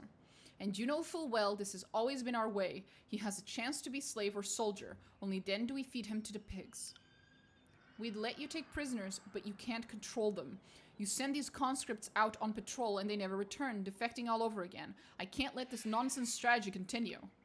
Well, I insist this Oathbreaker be taken to the Voices of Narat, leaving us at an impasse. Fortunately, we have a Fatebinder here to settle the matter for us. So what do you say? What should become of this prisoner?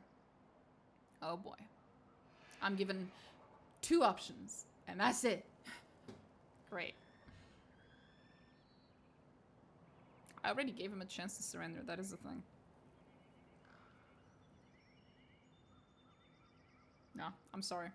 Execute the Oathbreaker. 1 chance to surrender is enough. Have Tarkus Demos executed in Edgering ruins. The Tearsmen can't be trusted. Rakes, thieves, and whores. Nothing more. We were far too merciful the first time. Have this one tied up. He and his friends can watch each other rot in the sun. I won't keep you here any longer, Fatebinder. I know you have important business in the valley. For the glory of Kairos. Bye.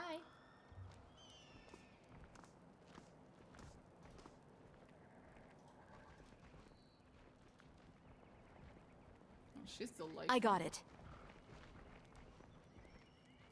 At your service, Fatebinder. What do you need?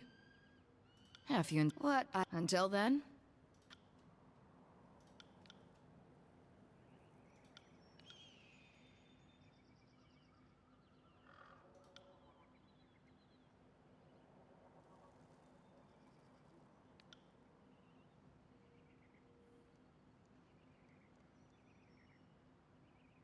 The Scarlet Chorus is mostly... What do you need to know?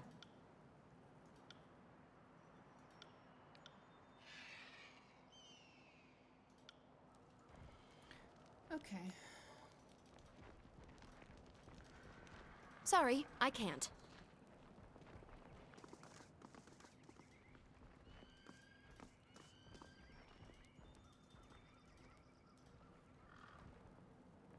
Can't do that. Are you better now, buddy? Graven Ash protects indeed. Okay. But he's a little weird. A little weird. Can't do that. Oh, shut up.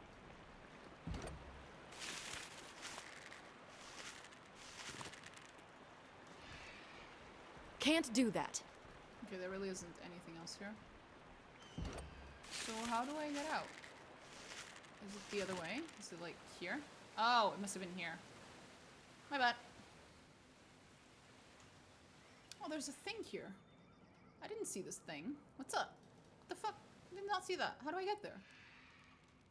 Why am I so fucking blind? 3 whispers plus 20 dodge. From the gates on the right. Oh. Oh. Oh, we'll get there in a second. Sorry, I can't. How do I can't. Sorry, I can't. Sorry, I can't. okay, okay, I heard you. I heard you. But I'm supposed to get there somehow.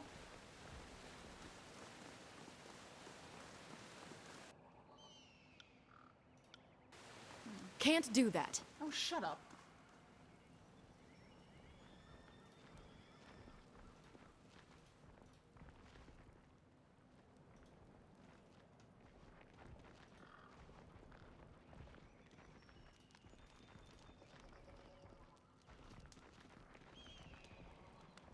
Oh, well, they really did fucking just fuck up the dude, huh? Oh well, careful under the portcullis, cursed things is near rusted through. I can't wait to run a spit through those rebel dogs. Oh, you're adorable. You there! End this, I beg you. But you make a better warning to others while you're still twitching. Unable or unwilling to muster the strength to reply, the Oathbreaker turns away, wincing in pain. Evil. I am evil. Can't do that.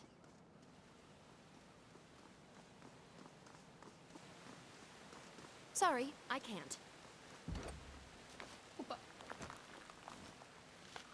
Hey. Hey. Hey.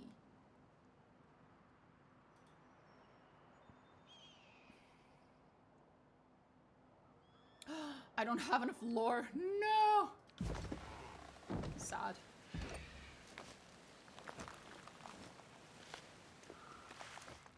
Sorry. Well, he's gonna have a slow and painful death.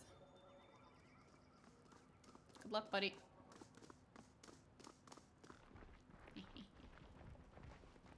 Can I talk to him again?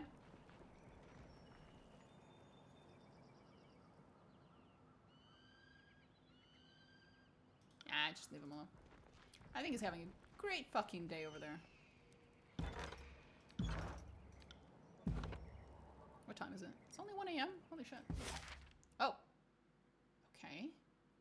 Disfavored camp. How lovely. It will take you 2 hours to complete your journey from Edgering Ruins to this favored camp. Okay.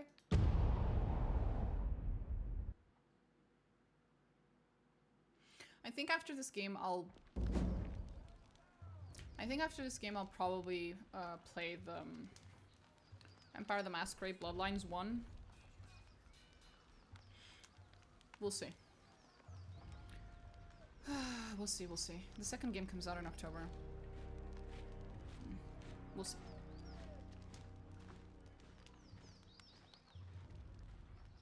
Hello. You guys okay over there? Hail, Fatebinder. The disfavored scout nods at your approach. Camp's on up ahead. Don't mind us. Just clearing out the rabble. I still don't understand what I've done to offend. I respect that these are now disfavored lands, and I'm happy to give the Legion a proper toll. But she's going on about trading rights. What nonsense is that? I'm not allowed to trade one thing for another. It's not like I'm selling weapons to angry peasants or anything of the sort.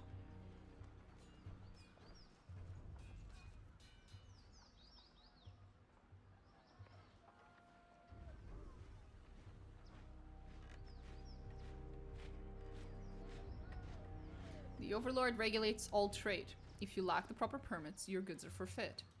A trade permit? Well, how was I meant... I mean, to whom would I speak to for such a thing? Not us, and not our problem. Maybe bite your butt to Bastard City and plead your case before Tunon. But we'll lighten your burden and relieve you of your wares first. That should make the long trek a bit more bearable.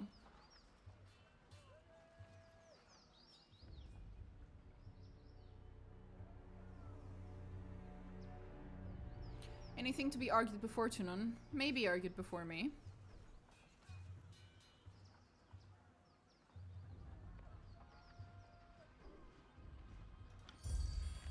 What's there to discuss? We should kill this mongrel and...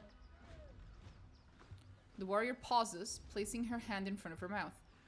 If the Fate Binder wishes to weigh in on the matter, courtesy demands we listen.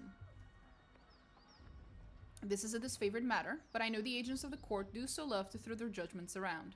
I already don't like you, bitch. Well, you could rob me now and have my supplies today, or you can leave me alive and have fermented honey all year long. I even know a few family recipes for painkillers and healing droughts. Certainly, any army will need those. In corks, a small ceramic vial, and the aroma of cloves and lanolin assaults your nose.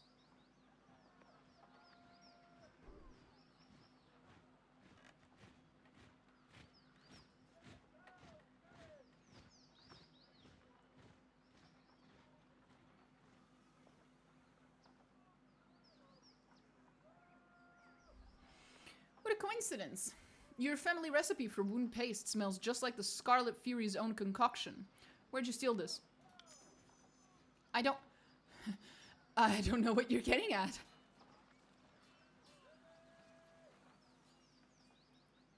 How stupid do you think I am? Slow down! I'll tell you everything. Just don't hurt me. I found most everything out in the forest of the valley. I'd keep my head low when I heard sounds of combat, then I'd take a look and grab whatever wasn't claimed by the first victors. So then you stole from the disfavored dead. How else did you get your hands on that iron? You would come here and sell us our own armaments. If anything has an owner, I will return it. But this iron would have turned to rust if left in the mud of the battlefield. The disfavored are few in number, is that not right? You need a man like me to gather out supplies that would otherwise go to waste.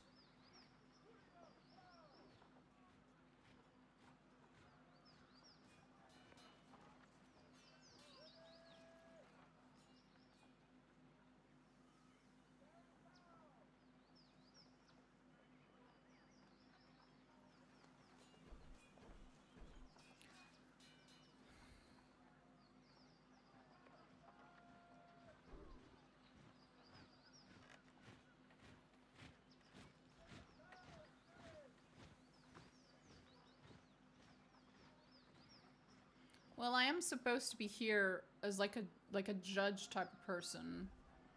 And he seems like he might have broken a couple rules here.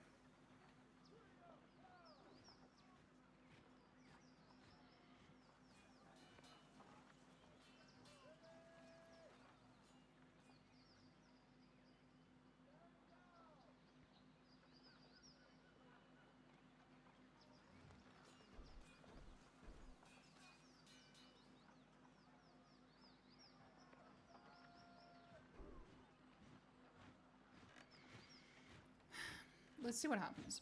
The disfavored will tolerate your presence, but you'll pay them handsomely for such charity. We will? The disfavored soldier clears her throat with a cough before repeating herself in a more upbeat manner. We will! It sickens me to make exceptions for this vulture. But if you'll supply the disfavored without profit, perhaps this indiscretion's for the best. It's not like our larders are overflowing. A work slave to scrounge provisions would be an asset. See? You're welcome. Thank you for interceding on my behalf. I know my life will now depend on showing the disfavored due gratitude for suffering my presence. If I must grovel a bit to earn my daily grain, so be it. You're welcome. Because he had a point. What he was doing was genuinely useful. But he's not allowed to do it, so... let him be under their care, basically. Seemed like the better option.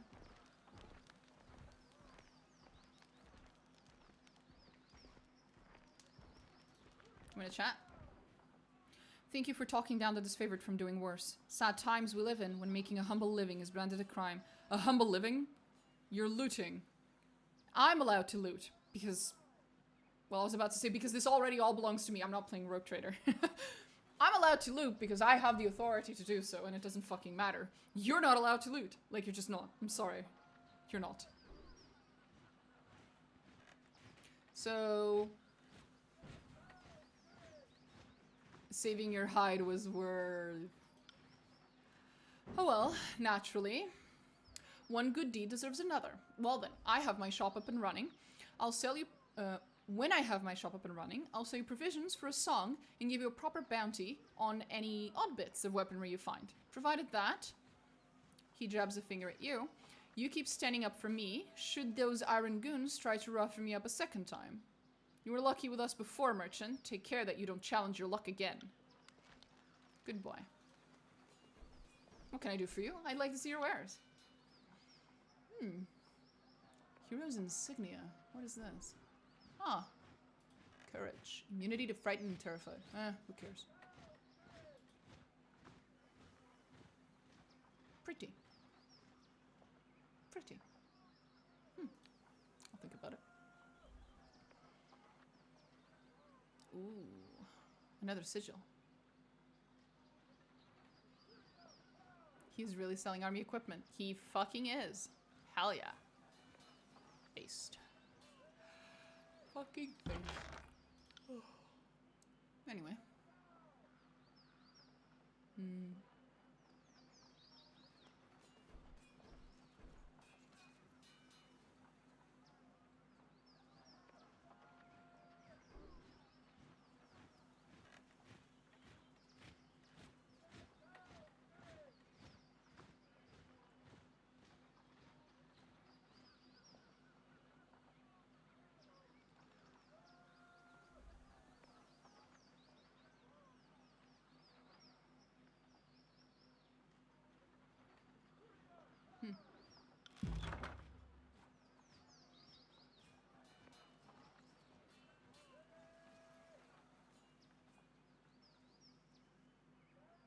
Might have to swap armor at some point, but right now I am enjoying walking around in official garment.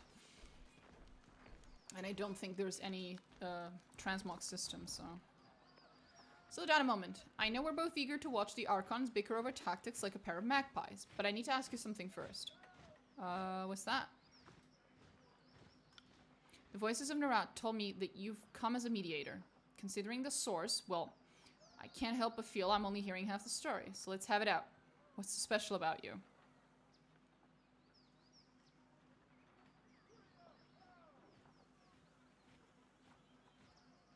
What else has the voices told you?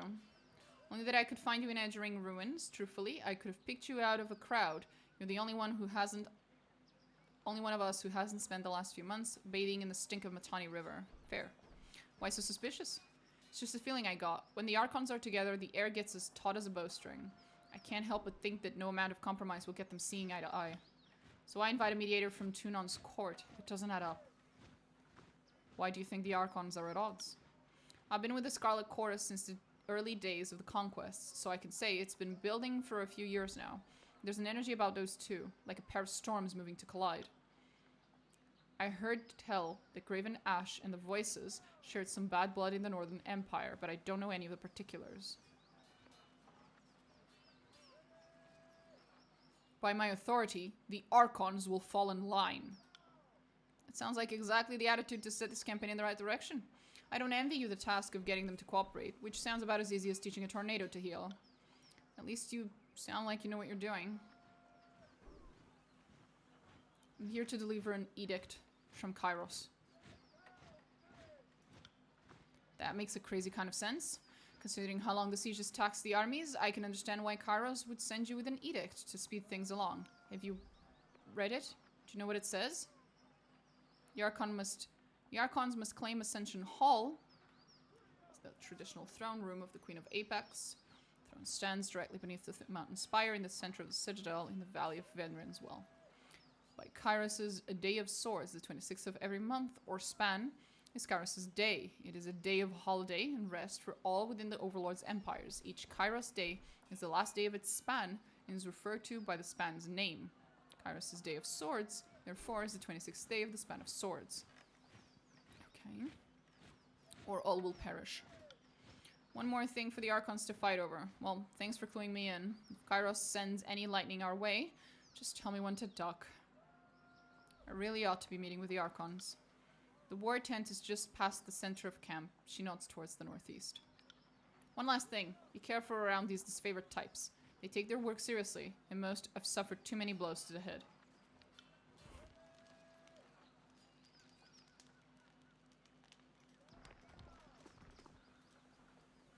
She's delightful.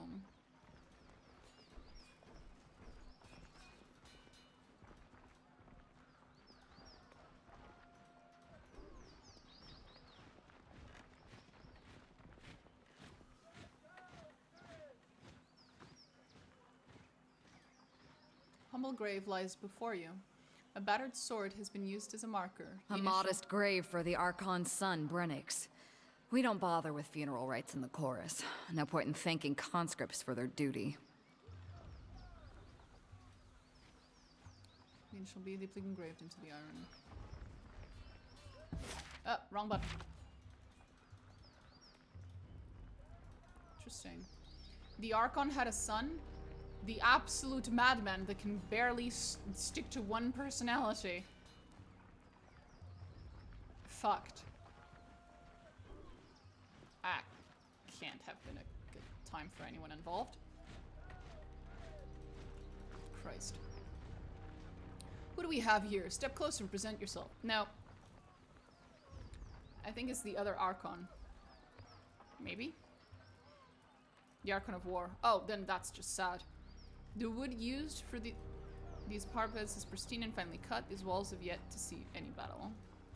Yeah, that's kind of how they work. Can't do that. These spears are uniform in their quality and craftsmanship.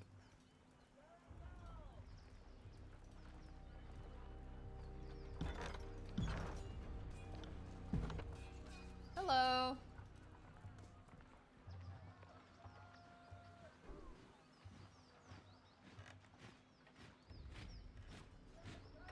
Glare silently. Go no further. You approach this favored ground. State your business. Glare silently. just fucking signature look of superiority. The soldier wordlessly meets your gaze, eyes unblinking beneath the skull visor of his helmet. Keep glaring. Oh right, you're the fate binder we're supposed to be expecting. Glad the court cares enough to send its jester.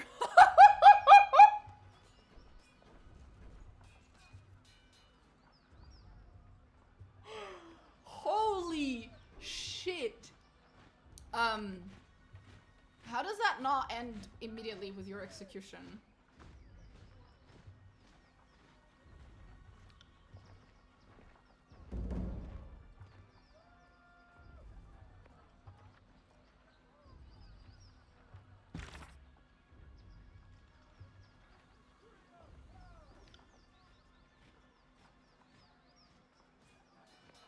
Hang that man. I will! If I'm given the option to fucking complain about this man, I will get him fucking hanged. I'm not joking. Abso-fucking-lutely. The audacity. The fucking audacity.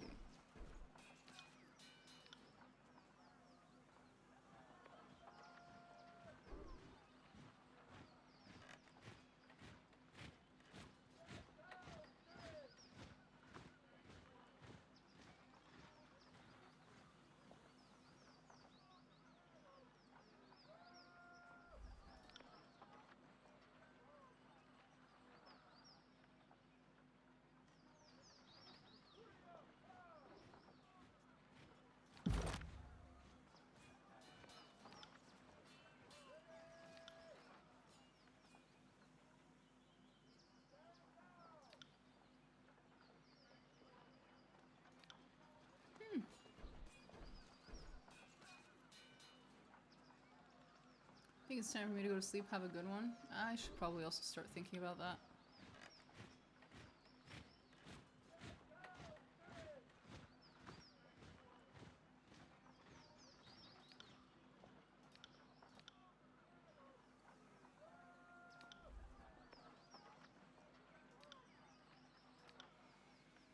Okay. I think I'll reload that one. But I will probably be leaving. It is late. Even though I fucked up my sleep schedule, I should at least try to sleep.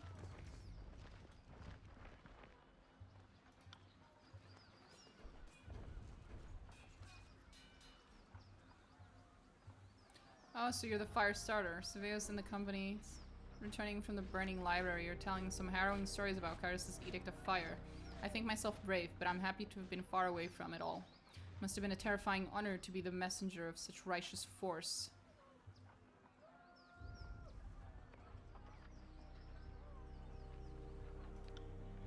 Go on in. The Archons are expecting you. You'll find them in the war tent, center of camp.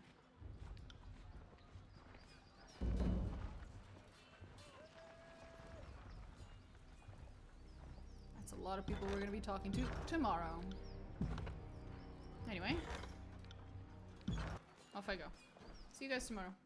Bye.